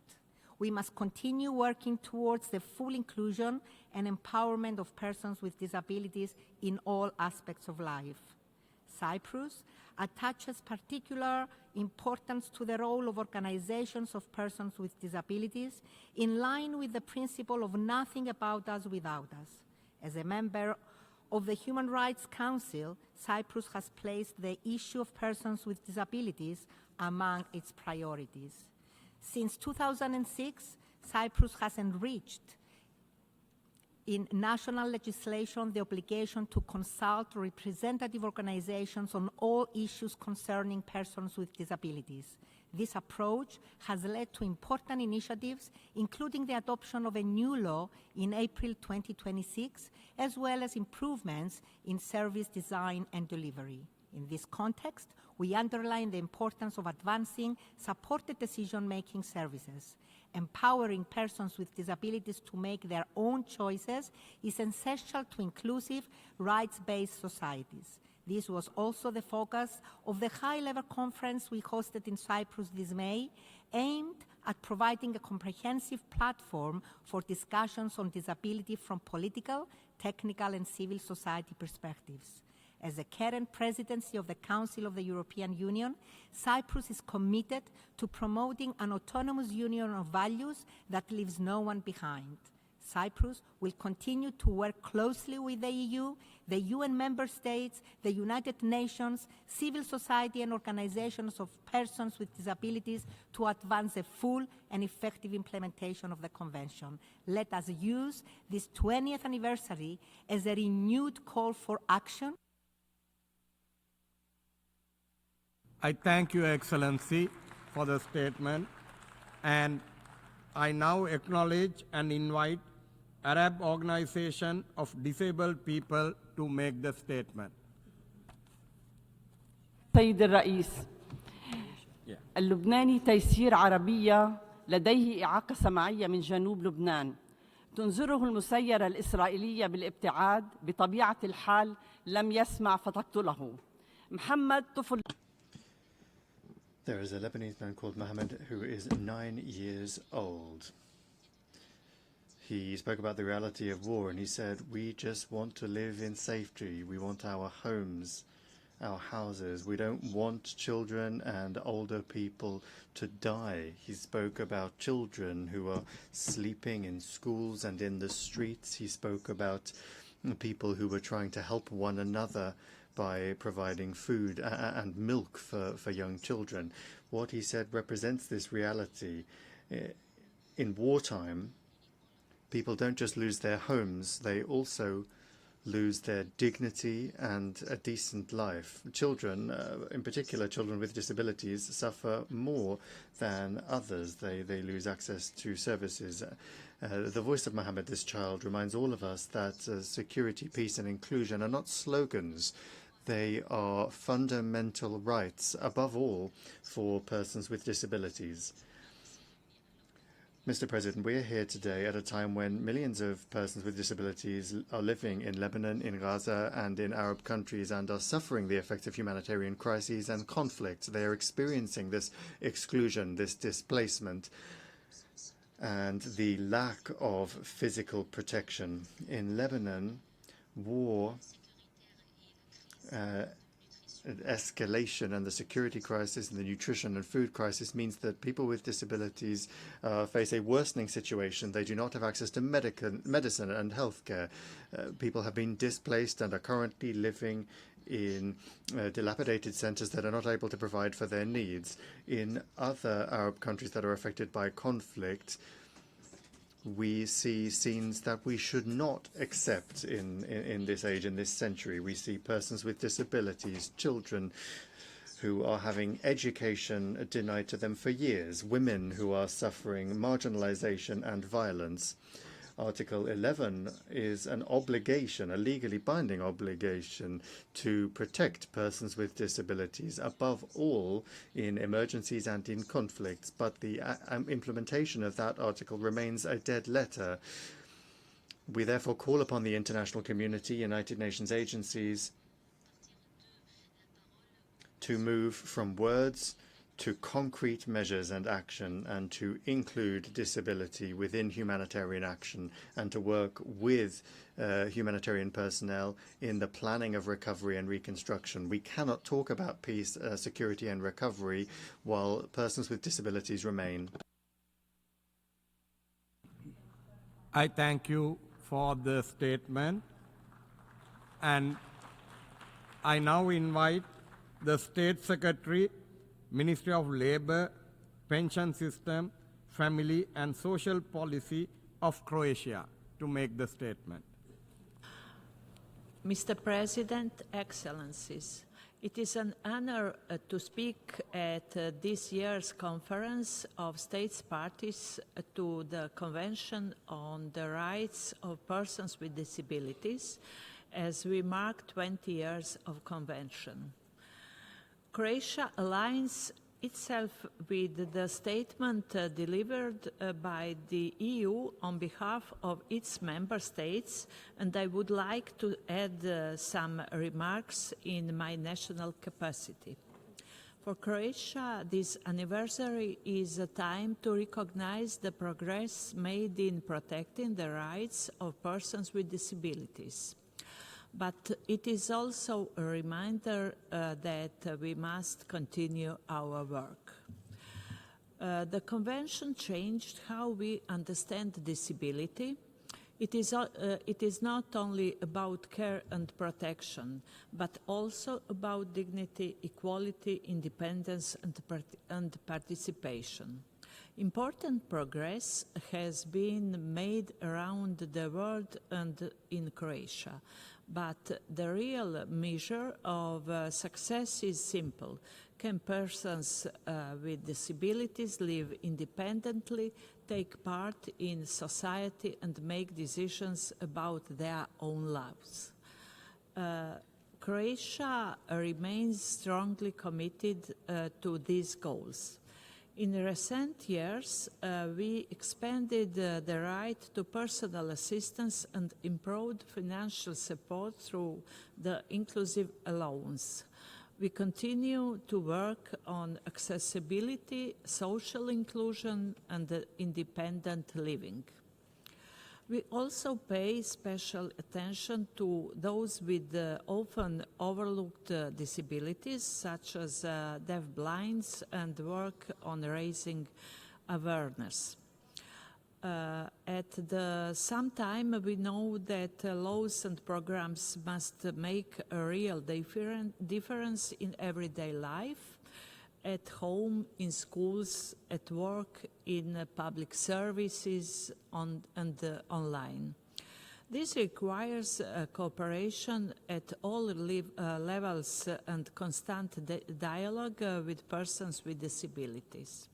Our focus is clear: protection from violence and abuse, stronger support systems, and encourage independence, and full participation of persons with disabilities in decisions that affect them. I thank you for the statement, and I now invite the Secretary, Ministry of Social Welfare of Bangladesh, to deliver the statement. Mr. President and distinguished guests, the 20th anniversary of the CRPD is both a moment to celebrate achievements and a reminder of the gaps in fulfilling the rights of persons with disabilities. The UN flagship Disability and Development Report 2024 reminds us that with only 4 years remaining to achieve the SDGs, challenges remain in food security, health education, employment, and in providing assistive technology. The joint report by WHO and UNICEF titled Global Report on Assistive Technology 2022 estimated that more than 2.5 billion people need at least one assistive product. Against this backdrop, Bangladesh reaffirms its unwavering commitment to the Convention on the Rights of Persons with Disabilities, which Bangladesh ratified in 2007. Our Constitution guarantees equality, dignity, and rights for all citizens, including persons with disabilities. Mr. President, we have adopted important legal and policy frameworks, including the Rights and Protection of Persons with Disabilities Act 2013, the Neurodevelopmental Disability Protection Trust Act 2013, and the National Action Plan on Disability 2019. Bangladesh also acceded to the Marrakesh Treaty to enhance access to knowledge and information for persons with visual impairments by having copyright exceptions. Since independence of our country, we have pursued a people-centered development model. We are investing in inclusive education, training, and skills development to enhance the participation of persons with disabilities. Rehabilitation and therapy services are provided to people with disabilities free of cost through 103 service centers across the country. 75 special schools are currently operating across the country for intellectually disabled children. Assistive devices such as wheelchairs, smart white canes, hearing aids, cochlear implant, crutches, prosthetic limbs, and braille textbooks are distributed free of cost to PWDs. Children with autism are receiving support through specific programs, including NDD support centers. Persons with disabilities are getting disability allowances each month from government copper. Nearly 15% of the national budget is spent to social protection. At the same time, efforts are ongoing to make transport systems and public infrastructure, hospitals, and other public places more disability-friendly and accessible. Mr. President, we have necessary regulatory tools and knowledge. What we need is strong political will, adequate resources, technology. I thank you for your statement, and may I now invite Principal Secretary for Social Protection and Senior Citizen Affairs of Kenya to make the statement. Mr. President, Kenya's progress is anchored in a strong legal and policy framework, including the Constitution of Kenya, Persons with Disability Act, the Social Protection Act, Sexual Offences Act, and the Children Act. This is in addition to our obligations under the Convention of the CRPD. Our judiciary has strengthened access to justice through inclusive court procedures, reasonable accommodation, and continuous capacity building to the justice sector. Community sensitization and legal awareness have improved reporting and access to justice for persons with disabilities. The enhancing of registry and the toll-free lines number 1195 and 116 under social protection have improved access to services and reduced vulnerability. Through the National Council for Persons with Disabilities, Kenya continues to advance disability inclusion. In the past year, over 34,000 persons with disabilities were registered. More than 63,000 households benefited from cash transfers. 2,700 persons received assistive devices, and 21 self-help groups received economic empowerment support. Kenya, with UNICEF and county governments, is strengthening care and support systems that promote dignity, independence, and empowerment. We have piloted the Circle of Care and Support model, which is a community-based approach that integrates cash transfers, assistive technologies, caregiver support, as accessible transport, and the referral systems. During the last year, cycles reached 90 households, while humanitarian interventions supported over 800 children with disabilities through assessments, therapy assistive devices, and educational placements. Mr. President, our digital transformation agenda has enhanced access to services and civic participation through platforms such as eCitizen and Huduma Kenya. The Ajira Digital Program has trained over 1 million young people, including youth, disabilities, digital literacy, and economic participation. Through structured civic initiatives, broader civic awareness efforts reached over 3,000 persons with disabilities nationwide. Accessible voter education materials such as the captioned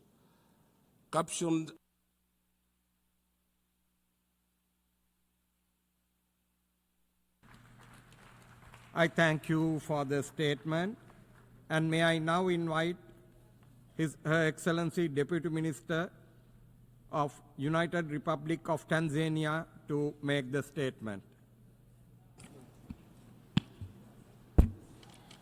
Thank you, Mr. President, distinguished delegates. The United Republic of Tanzania is honored to participate in the 19th sessions of the conferences of state parties to the Convention on the Rights of Persons with Disabilities. Tanzania reaffirms its unwavering commitment to the full implementation of the Convention, which Tanzania ratified in 2009. Over the years, Tanzania has undertaken deliberate reforms to strengthen the rights, dignity, and inclusion of persons with disabilities as an integral part of our national development agenda. Mr. President, Tanzania has strengthened its legal and policy framework through the Persons with Disabilities Act number 9 of 2010 in mainland Tanzania and Act number 8 of 2022 in Zanzibar. Also, the national disability policies and sectional strategies that mainstream disability inclusion across government planning and service delivery. Disability inclusion has been integrated into national development frameworks, including the Tanzania Development Vision 2050 and successive 5 years development plans, ensuring that no development agenda is pursued without considering persons with disabilities. The government has expanded access to inclusive education, health services, rehabilitation, community-based rehabilitation, assistive technologies, social protection, and economic empowerment programs. Efforts have also been made to improve accessibility in infrastructure and public services. Importantly, Tanzania continues to prove the meaningful participation and representation of persons with disabilities and their organizations in national decision-making processes in line with principles of nothing about us without us. Mr. President, as we mark 20 years of the Convention, Tanzania reaffirms its commitment to the full implementation of the Convention and building an inclusive society where persons with disabilities enjoy equal rights, dignity, and opportunities. Also, Tanzania remains committed to working closely with member states, the United Nations system, civil society, and persons with disabilities themselves to accelerate the effective implementation. Thank you, Mr. President.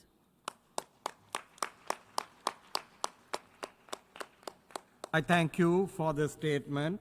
And may I now invite the CBM Global Disability Inclusion Warning for the statement with an extra minute.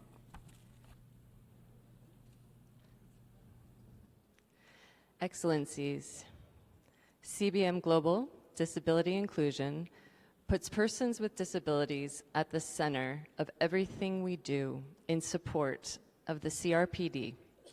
And we celebrate the important milestone, the 20th anniversary of the Convention. Assessing progress on human rights for all persons with disabilities. We are an international development and humanitarian disability organization, working toward an inclusive world in which all persons with disabilities enjoy their human rights and achieve their full potential. All our advocacy, advisory, and programmatic work are done in authentic partnership with organizations of persons with disabilities. CBM Global is carrying out 4 strategic priorities, working with those most left behind, ensuring the preconditions for inclusion are in place for persons with disabilities, shifting power in partnerships, and confronting the climate crisis. To complement this, we continue to implement the Global Disability Summit commitments, to acknowledge and take concrete measures to adequately resource OPDs, grassroots networks, and the disability movement, to remove barriers to equal participation of persons with disabilities by utilizing and investing in the preconditions for inclusion, to strengthen the OECD disability DAC marker by adopting minimum standards, to strengthen efforts to gather data on the situation of persons with disabilities, to enhance policies and programs, and to engage as members in the UNFCCC Disability Caucus and support our OPD partners to lead on climate justice. Thank you.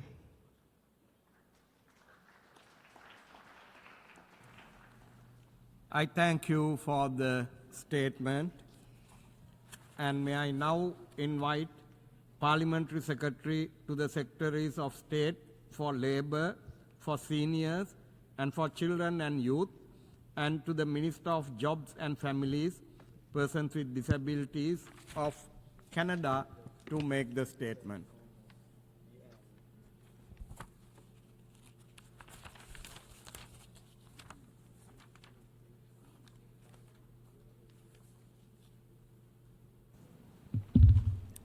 Merci, Monsieur le Président. Thank you, Sir, Excellencies, ladies and gentlemen, distinguished delegates. First of all, Canada wishes to congratulate the newly elected members of the Committee on the Rights of Persons with Disabilities of the United Nations. I wish to thank the outgoing members, in particular our own representative, Dr. Laverne Jacobs, for her excellent contributions to this important committee. I'm honored to represent Canada at this Conference of States Parties to the Convention on the Rights of Persons with Disabilities. Here at the United Nations, We are reminded that the Convention is not only a legal instrument, it is a promise that persons with disabilities must be able to participate equally and with dignity in every part of life. For Canada, that promise guides our work. From our Accessible Canada Act to our Disability Inclusion Action Plan, the Convention is our roadmap to a barrier-free Canada by 2040. As Parliamentary Secretary to Canada's Minister of Jobs and Families, I have the privilege of working closely with the disability community. In Canada, we have seen how the Convention has helped move disability inclusion forward worldwide, nationally, and in our communities too. But we also know exclusion is still a daily reality for too many people. Inclusion is not a gesture of goodwill. It is a fundamental principle at the core of the Convention. It must be built into our schools, workplaces, communities, services, and digital spaces from the start. Canada remains committed to the principle of nothing without us. We continue to engage and support the disability community with a focus on women, youth, and Indigenous groups. Inclusion is also essential to economic resilience, especially in times of disruption. Persistent employment gaps remain. That is why Canada is investing in practical solutions, including our employment strategy for Canadians with disabilities and the Opportunities Fund for persons with disabilities. In Canada's 2026 Spring Economic Update, we announced a doubling of our investment in the Opportunities Fund. Chair, the world is changing quickly. Canada recognizes that emerging technologies, including AI, bring significant opportunities but also very real risks. Our Accessible Canada Act prioritizes digital accessibility while protecting disability rights. It helps guide our efforts to remove digital barriers and prevent new forms of exclusion before they take hold. Looking ahead, the next chapter of the Convention must be defined by ambition, accountability, and results. That means listening to those with lived experience, turning commitments into action, and it means building solutions that support economic participation, strengthen financial security, and improve people's lives. Canada will continue working alongside all states, parties, and stakeholders to ensure. I thank you for the statement. And may I now invite Undersecretary and Concurrent Cluster Head, Department of Social Welfare and Development of Philippines to deliver the statement. Mr. President, Excellencies, distinguished delegates, the Philippines reaffirms its unwavering commitment to the Convention on the Rights of Persons with Disabilities and to advancing inclusive, equitable, and rights-based development that leaves no one behind. 20 years after the adoption of the CRPD, we recognize the important progress made in advancing the dignity, participation, and empowerment of persons with disabilities worldwide. Yet, much work remains to ensure the full and equal enjoyment of human rights by all persons with disabilities, free from discrimination, violence, abuse, and exclusion. The Philippines continues to strengthen disability-inclusive policies and programs anchored in a whole-of-government and life cycle approach, recognizing that the needs of persons with disabilities evolve across every stage of life. A key priority is strengthening early identification, diagnosis, and intervention for children with disabilities. Through the Developmental Assessment, Rehabilitation, and Empowerment for Children with Disabilities, or CAREVAN initiative, the Philippines brings development assessment, rehabilitation services, family counseling, and community-based support closer to underserved communities. By investing in early intervention and empowering families and communities, we aim to improve health outcomes, educational participation, social inclusion, and long-term well-being. The Philippines is likewise strengthening inclusive systems across healthcare, education, employment, social protection, digital accessibility, and disaster resilience. We recognize that meaningful inclusion can only be achieved through strong partnerships among governments, organizations of persons with disabilities, civil society, the private sector, and development partners.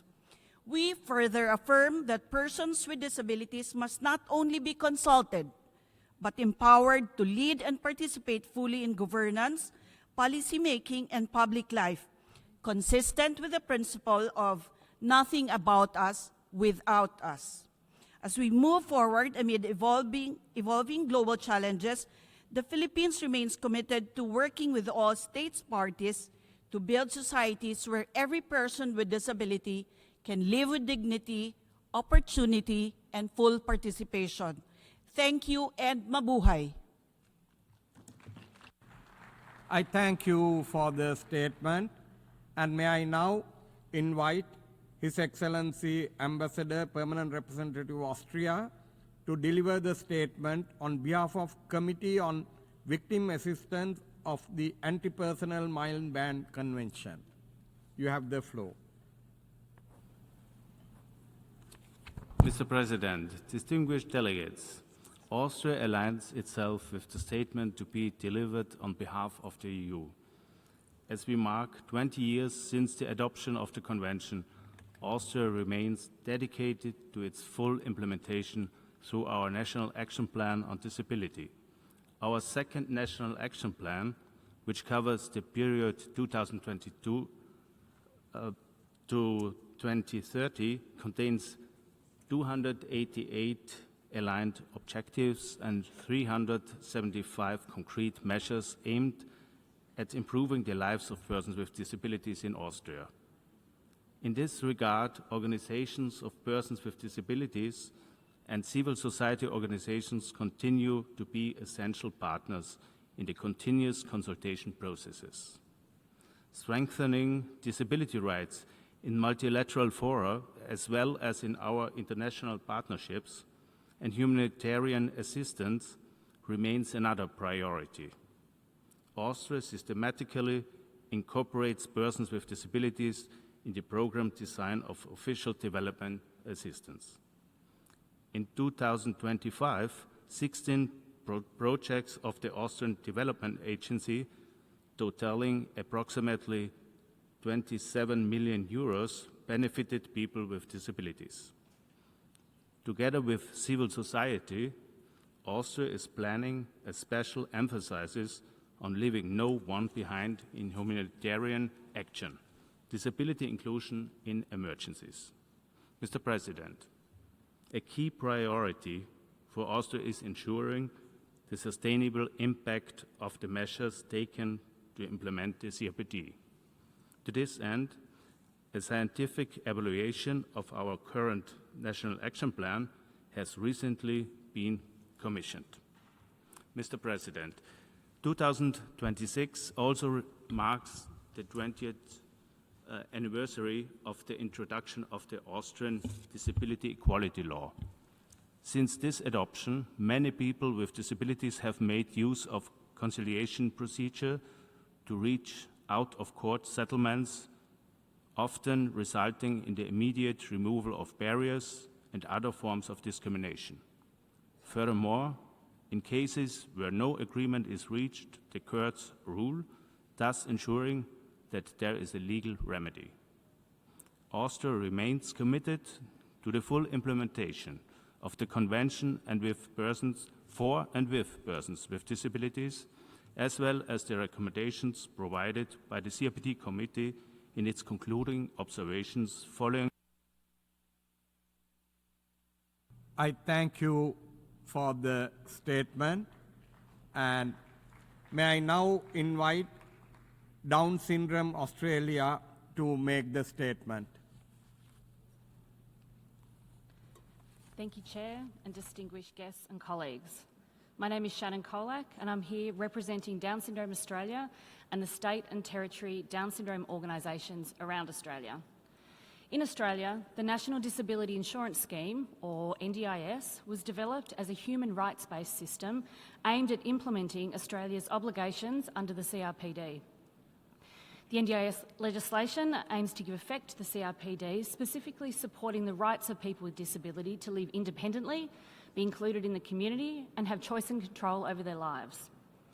The NDIS has been seen as being international best practice of individualised disability supports.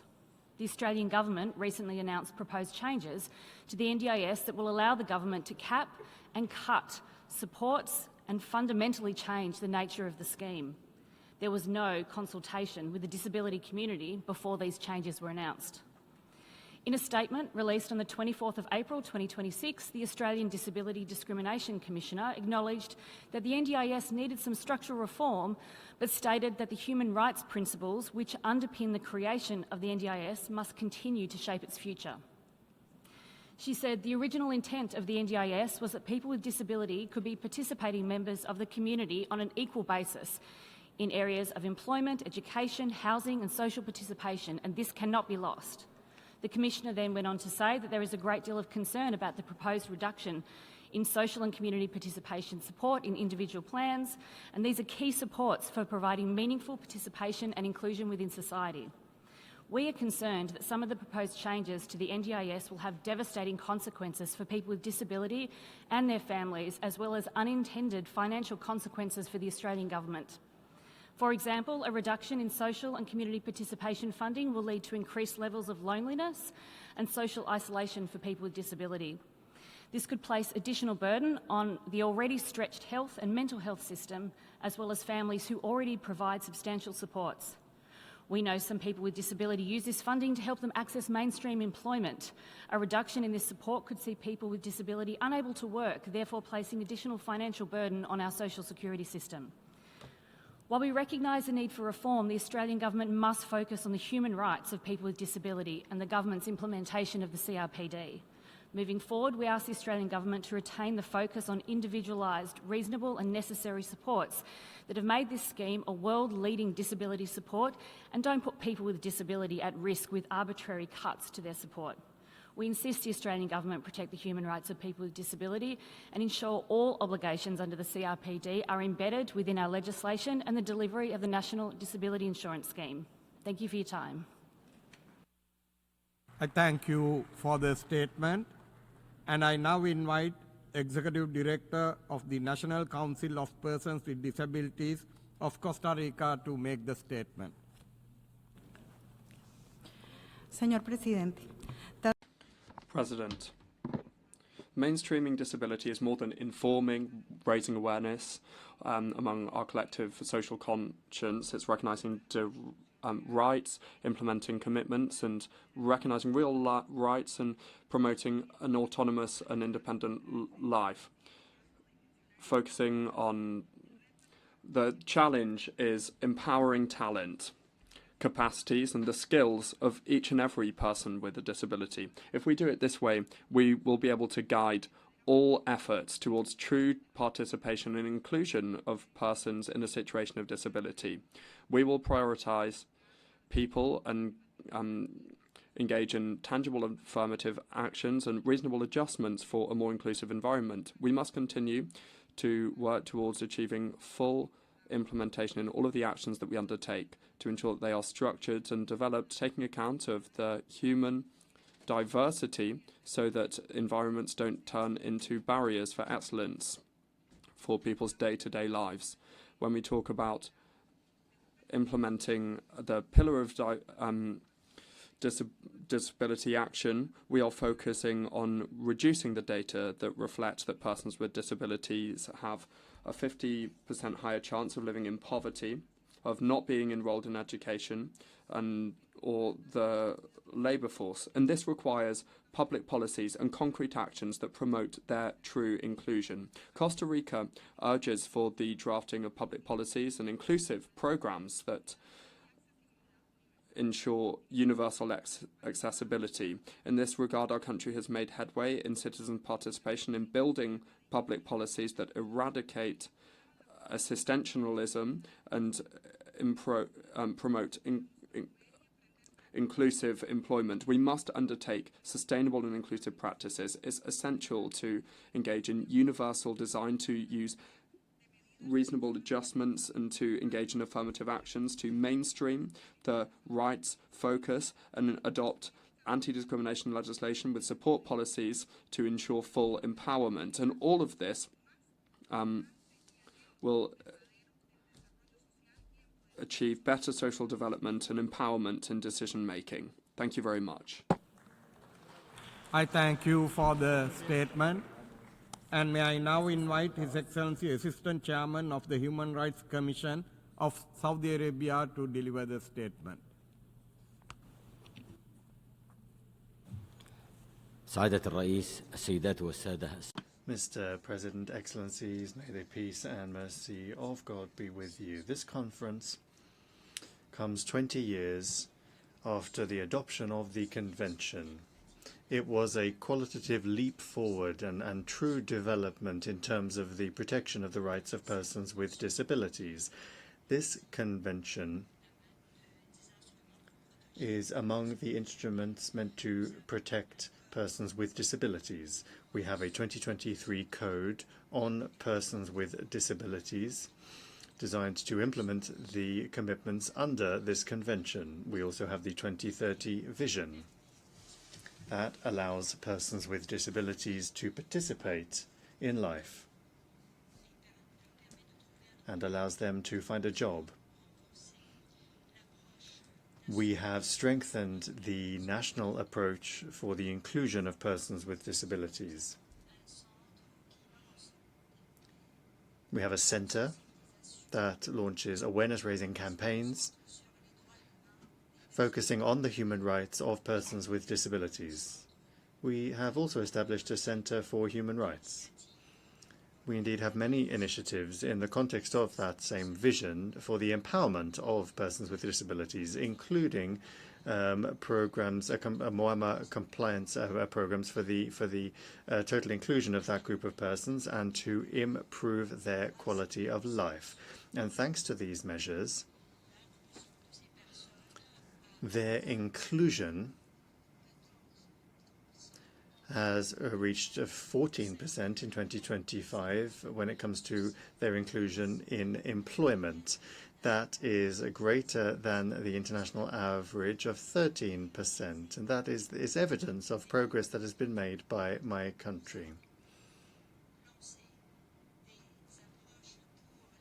We have launched communication and digital connectivity approaches and also approaches focusing on digital governance, and we have provided digital services to all population groups as part of this vision.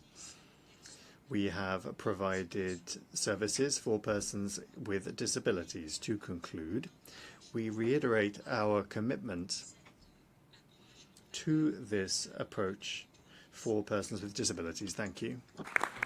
I thank you for the statement, and may I now invite International Council for Education of People with Visual Impairment to make the statement. Distinguished Chair and Excellencies and colleagues, the International Council for the Education of People with Visual Impairments and the World Blind Union are leading a coordinated global campaign, the Global Braille Literacy Campaign, More Braille, More Empowerment. In many countries, children and adults who are blind or deafblind do not have the opportunity to learn Braille at school or attend school at all. Adults lack access to Braille materials, and educators often do not receive the training or resources they need to support Braille literacy. We have enlisted support from international and regional organizations from both developing and developed countries. The campaign is also built on collaboration with vital contributions from individuals, educators, researchers, families, and blind adults, Braille users, helping to shape the campaign through their knowledge, leadership, and lived experience. Together, we share the goal of reaching the most vulnerable children and adults who are blind or deafblind to ensure access to Braille and opportunities to learn Braille, promoting inclusive education through Braille literacy in alignment with Sustainable Development Goals. The campaign is grounded on the United Nations Convention of the Rights of Persons with Disabilities. The CRPD positions Braille as essential for full realization of human rights for persons who are blind, deafblind, or have low vision. Ensuring access to information in both public and private sectors, we draw particular attention to Article 9, accessibility, Article 21, freedom of expression and opinion and access to information, Article 24, education. Access to Braille is the primary literacy medium for persons who are blind, constitutes an essential component of these obligations. In the case for Braille is not founded on tradition alone. It is supported by a substantial growing body of research.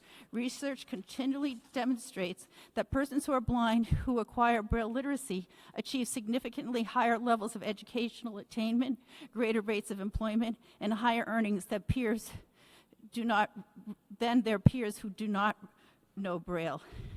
These differences represent a measurable return in the public investment in inclusive education and a measurable indicator of the cost of its absence.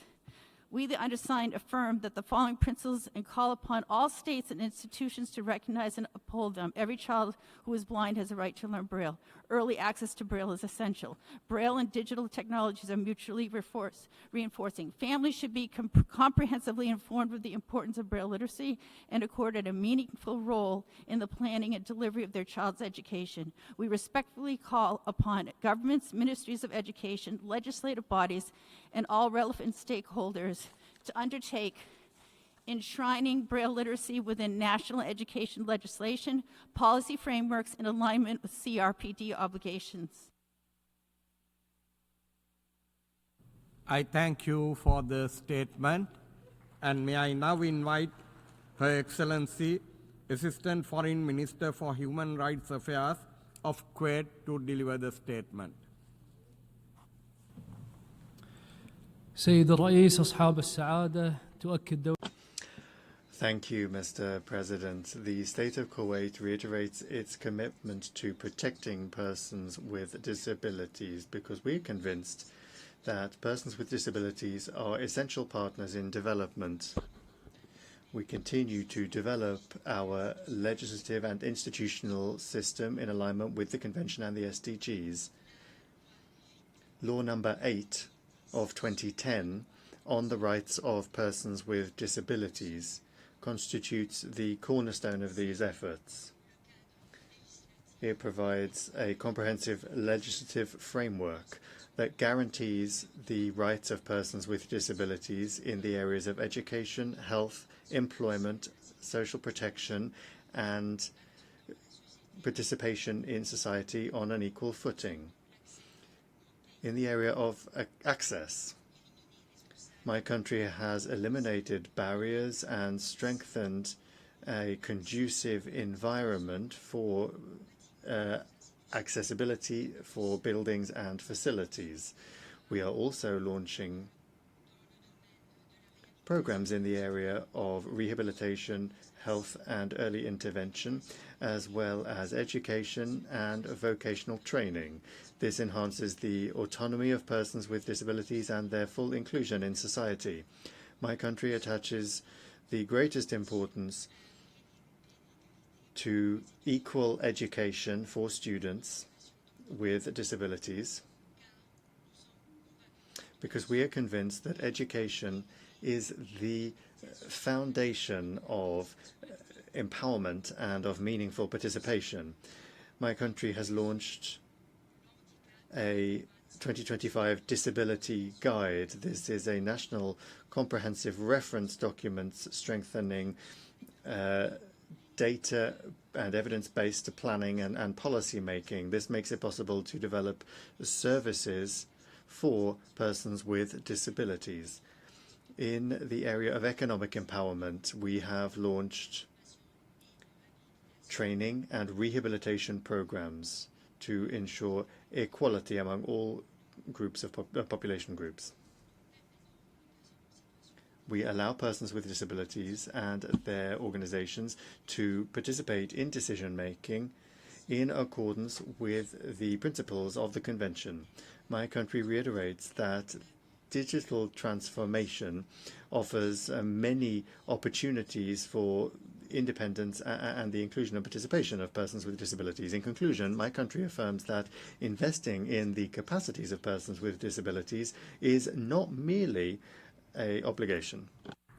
I thank you for the statement, and may I now invite Her Excellency Vice Minister of Social Solidarity and Inclusion of the Democratic Republic of Timor-Leste to deliver the statement. Thank you, Mr. President, distinguished delegates. On behalf of Timor-Leste, I am pleased to share our progress in advancing the rights of persons with disabilities. The government remains committed to the implementation of the UN CRPD ratified in January 2023. The important milestone has strengthened our legal and policy framework for the promotion, protection, and fulfillment of the rights of persons with disability across all sectors of national development. In accordance with the Convention, Timor-Leste has submitted its initial state report to the CRPD Committee. We look forward to engaging in a constructive dialogue with the committee in March 2027.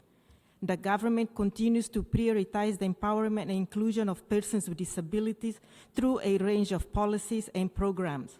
Key achievements include the implementation of the National Policy on the Inclusion and Promotion of the Rights of Persons with Disability and the National Disability Action Plan 2021-2030, which has been reviewed to align with the program of the 9th Constitutional Government, the Strategic Development Plan 2011-2030, and the principles of CRPD.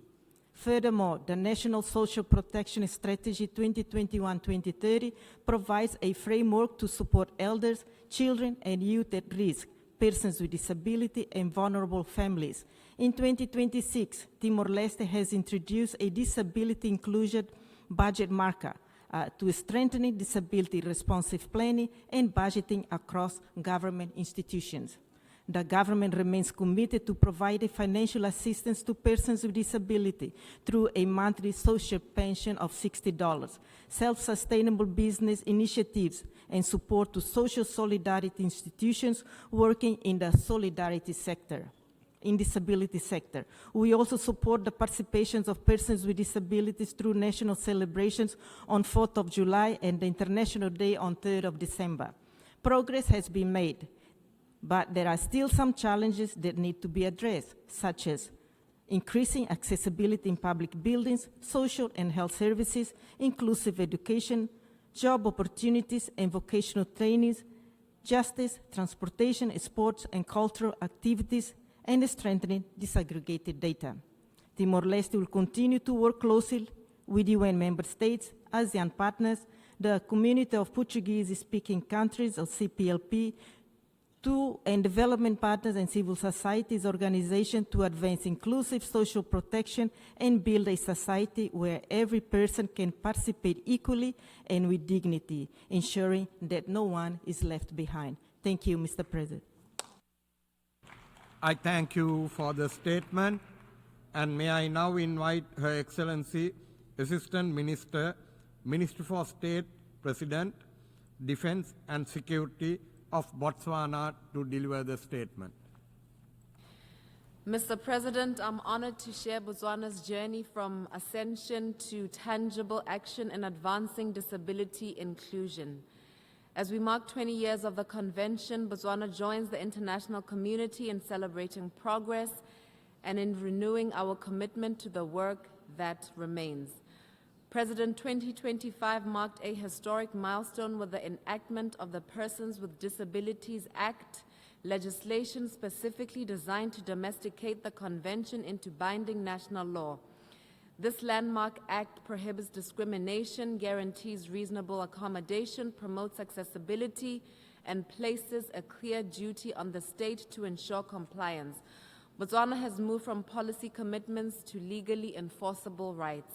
The Act also establishes the National Disability Council, a high-level multi-sectoral body ensuring the voices of persons with disabilities shape national policy.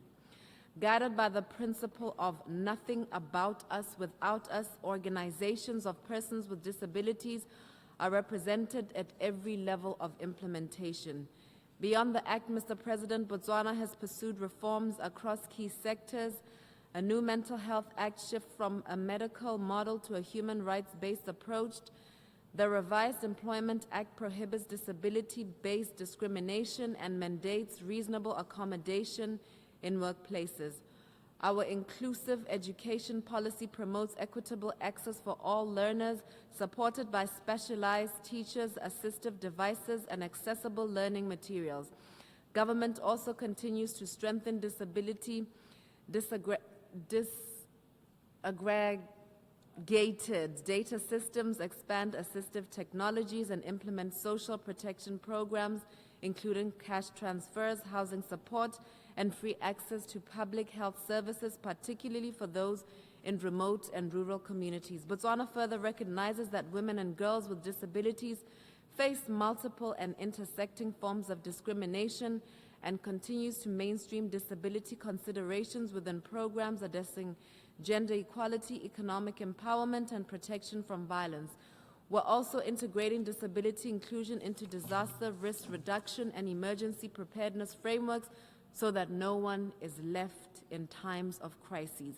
While significant progress has been made, we acknowledge that challenges remain, including improving accessibility in older infrastructure, expanding services in undeserved communities, and mobilizing adequate resources. We view these not as obstacles, but as opportunities to deepen our commitment to equality, dignity, and inclusion. Mr. President, Botswana stands ready to contribute to the next chapter. I thank you for your statement, and may I now invite His Excellency, Deputy Minister in the Office of the Vice President of Namibia to deliver the statement.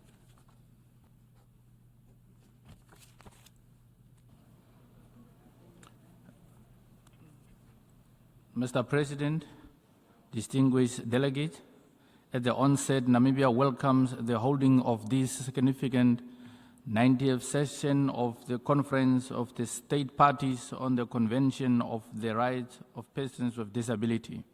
Indeed, in a rapidly changing world, persons with disabilities face multiple layers of challenges due to the increased geopolitical tensions, oil and food prices, conflicts and natural disasters, and other humanitarian circumstances, among others. These call for concerted effort to the international community to ensure that international, regional, and national commitments towards the promotion of the protection of the rights of the persons with disabilities are upheld, including those outlined in a Pact for the Future and its annexes. Namibia reaffirms its unwavering commitment to the full implementation of the Convention and its optional protocols, which Namibia has been translating into policies guided by the twin commitments of inclusion and accessibility for fully participation in social, economic, and civil life, without any barriers to public infrastructures and transport services. We continue to mainstream the disability rights into our national development agendas, Vision 2030 and NDP 6, with specific focus on equity, inclusion, and social justice. Namibian government is proud to report that the National Policy on Disability of 1997 was reviewed, adopted, and launched in October 2025.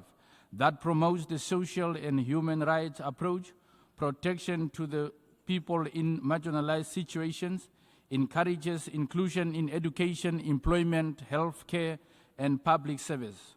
Namibia government is reviewing the Mental Health Act of 1972 and the prosthetics and orthopedic policy in line with the WHO principles.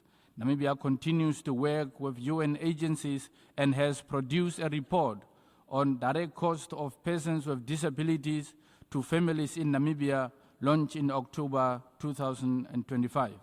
Namibia supports critical programs and activities including financial support to learners and students with disability, organizations of persons with disabilities, and individual persons with severe disabilities. Namibia, through the Electoral Commission of Namibia, prioritize inclusive and participation. I thank you for the statement, and may I now invite His Excellency Under-Secretary of the Ministry of Social Development and Family of Qatar to deliver the statement. السيد الرئيس. Mr. President, This year we are commemorating the 20th anniversary of this convention. My country is proud to have been one of the first countries to ratify this convention. Thanks to a conducive environment and national directives, we have launched initiatives for persons with disabilities and to ensure their full participation in society, thanks to legislation and policies aimed at achieving social justice and equal opportunities. Mr. President,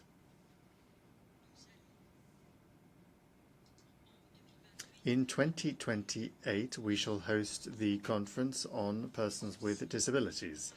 This demonstrates our commitment to inclusive societies in line with our approach, which is rooted in cooperation and partnership with the international community. My country would like to benefit from the work of this conference by engaging directly with persons with disabilities on several questions which will form the basis of our conference in Qatar.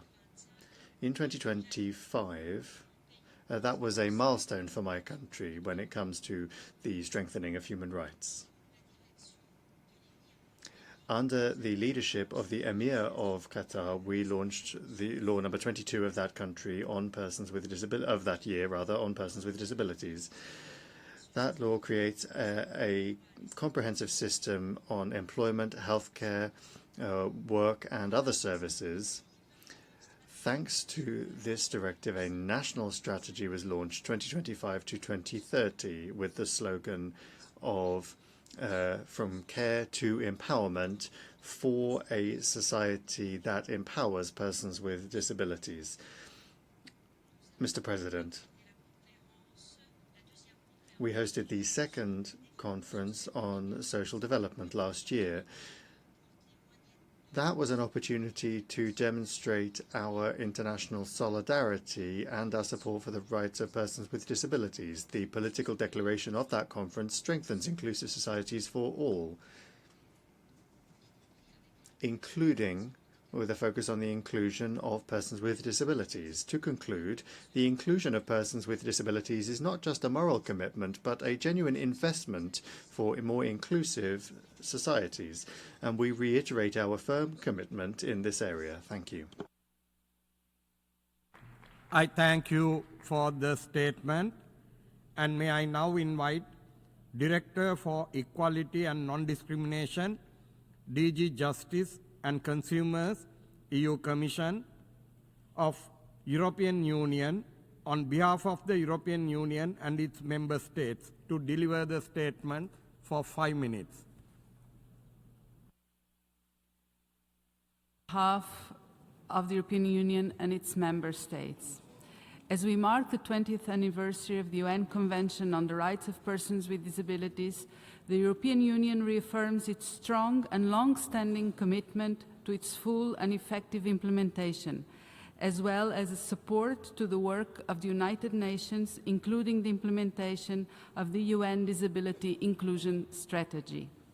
As an early party to the CRPD, the EU has consistently worked to translate its principles into concrete action, recognizing that persons with disability, around 90 million in the EU and about 1.3 billion worldwide, must enjoy the same rights as everyone else and must be fully included in all aspects of the society on equal basis with others.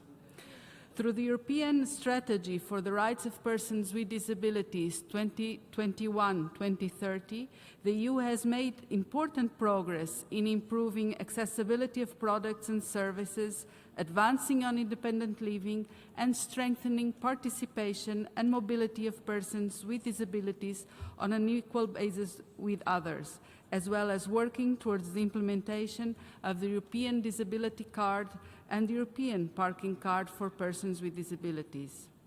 Building on the mid-term achievements of the strategy, the enhanced strategy for rights of persons with disabilities up to 2030 presents an enhanced approach to further strengthen implementation until 2030. The enhanced strategy reflects extensive public consultations, including with civil society and organizations of persons with disabilities, and directly addresses the concluding observations of the CRPD committee. It reinforces efforts across all policy areas with a strong focus on implementation, disability mainstreaming, and delivering tangible results. Priority areas include accessibility, inclusive democratic participation, the development of assistive technologies, artificial intelligence, international cooperation, ensuring preparedness and effective protection of persons with disabilities in situations of risk, including disasters and humanitarian emergencies, and independent living. The latter implies strengthening community-based services, enabling persons with disabilities to live autonomously and make their own choices. With regard to international cooperation, the endorsement of the Amman-Berlin Declaration on Global Disability Inclusion, reinforcing its commitment to advanced implementation of Article 32 of the Convention, was an important step. In line with the themes of this year's conference, the European Union remains committed to preventing and combating all forms of exploitation, violence, and abuse against persons with disabilities, especially women and girls, and to ensuring their effective protection of their rights and access to justice. The European Union is further reinforcing efforts to promote full participation in political and public life, including through accessible electoral processes and by supporting persons with disabilities as voters, candidates, and leaders. The European Union stands ready to work together with all partners to consolidate progress and shape the next phase of the implementation of the Convention in an evolving global context. Thank you. I thank you for the statement, and may I now invite children and young people with disability of Australia to make the statement. Thank you, Chair. My name is Rosie Putland, and I am a proudly disabled young person and the Community Engagement Coordinator at Children and Young People with Disability Australia. I want to speak today about a new barrier to civic participation that many countries may soon face. 6 months ago, Australia introduced a social media minimum age law. The law requires social media companies to prevent children under 16 from accessing certain social media platforms. To do this, many platforms have introduced age assurance systems that require users to prove their age or identity. The policy was framed as a child safety measure, but for many disabled young people, it creates a burden of proof for belonging in public life. For children and young people with disabilities, social media is not just entertainment. It is where we engage with politics, learn about our rights, connect with disability communities, find representation, and access vital health information. For many young people who are disabled, queer, immunocompromised, and living in regional areas, these platforms are often the most or only accessible public spaces available to us. The challenge is that age assurance systems are often built on the assumption that everyone can easily prove who they are. Many cannot. A blind young person may not be able to complete a video verification process. A young person with facial difference may not be recognised by the system. A young person without a driver's licence or passport might find the identification they do have is not accepted. Our research conducted 6 months after the restrictions came into effect found that 95% of disabled children under 16 still had access to social media. At the same time, disabled young people over 16 who were legally entitled to access the platforms were being locked out. Half of disabled people aged 16 to 25 reported being required to verify their age or identity. Of those, 76% experienced accessibility barriers during verification. Almost 1/4 were unable to access social media despite being old enough to legally use it. The restrictions appear to have created new barriers for disabled young people who have a right to participate whilst doing little to prevent access for those they were intended to restrict. As countries consider similar policies, I encourage you to tell governments to focus less on restricting access and more on creating safer platforms. A legal duty of care on social media companies to restrict harmful content and algorithms would do far more to improve safety than creating new barriers to participation. If we are serious about representation, leaders. I thank you for the statement. And colleagues, we have worked very hard and had a very rich and fruitful program today. As you can see, we still have a rather long list of speakers. So tomorrow morning from 10 a.m. to 11:30 a.m., we shall continue the same agenda in order to hear the remainder of the list of speakers in the general debate. Please follow the updated e-speaker list that will be made available before 10 a.m. tomorrow. As per the decision of the Bureau and announced earlier, I kindly invite delegations who may wish to publish your full statement to please submit your written statements by emailing to e-statements@un.org, indicating in your email title with the name of delegation and agenda item 5A general debate, so that your statement can be published online in the UN journal under this agenda, and also be acknowledged duly in the post-sessional COSP-19 report for your statement. Kindly take note, the meetings from tomorrow will be in the conference room 4, not here in the General Assembly anymore. And with this, I declare the second meeting closed.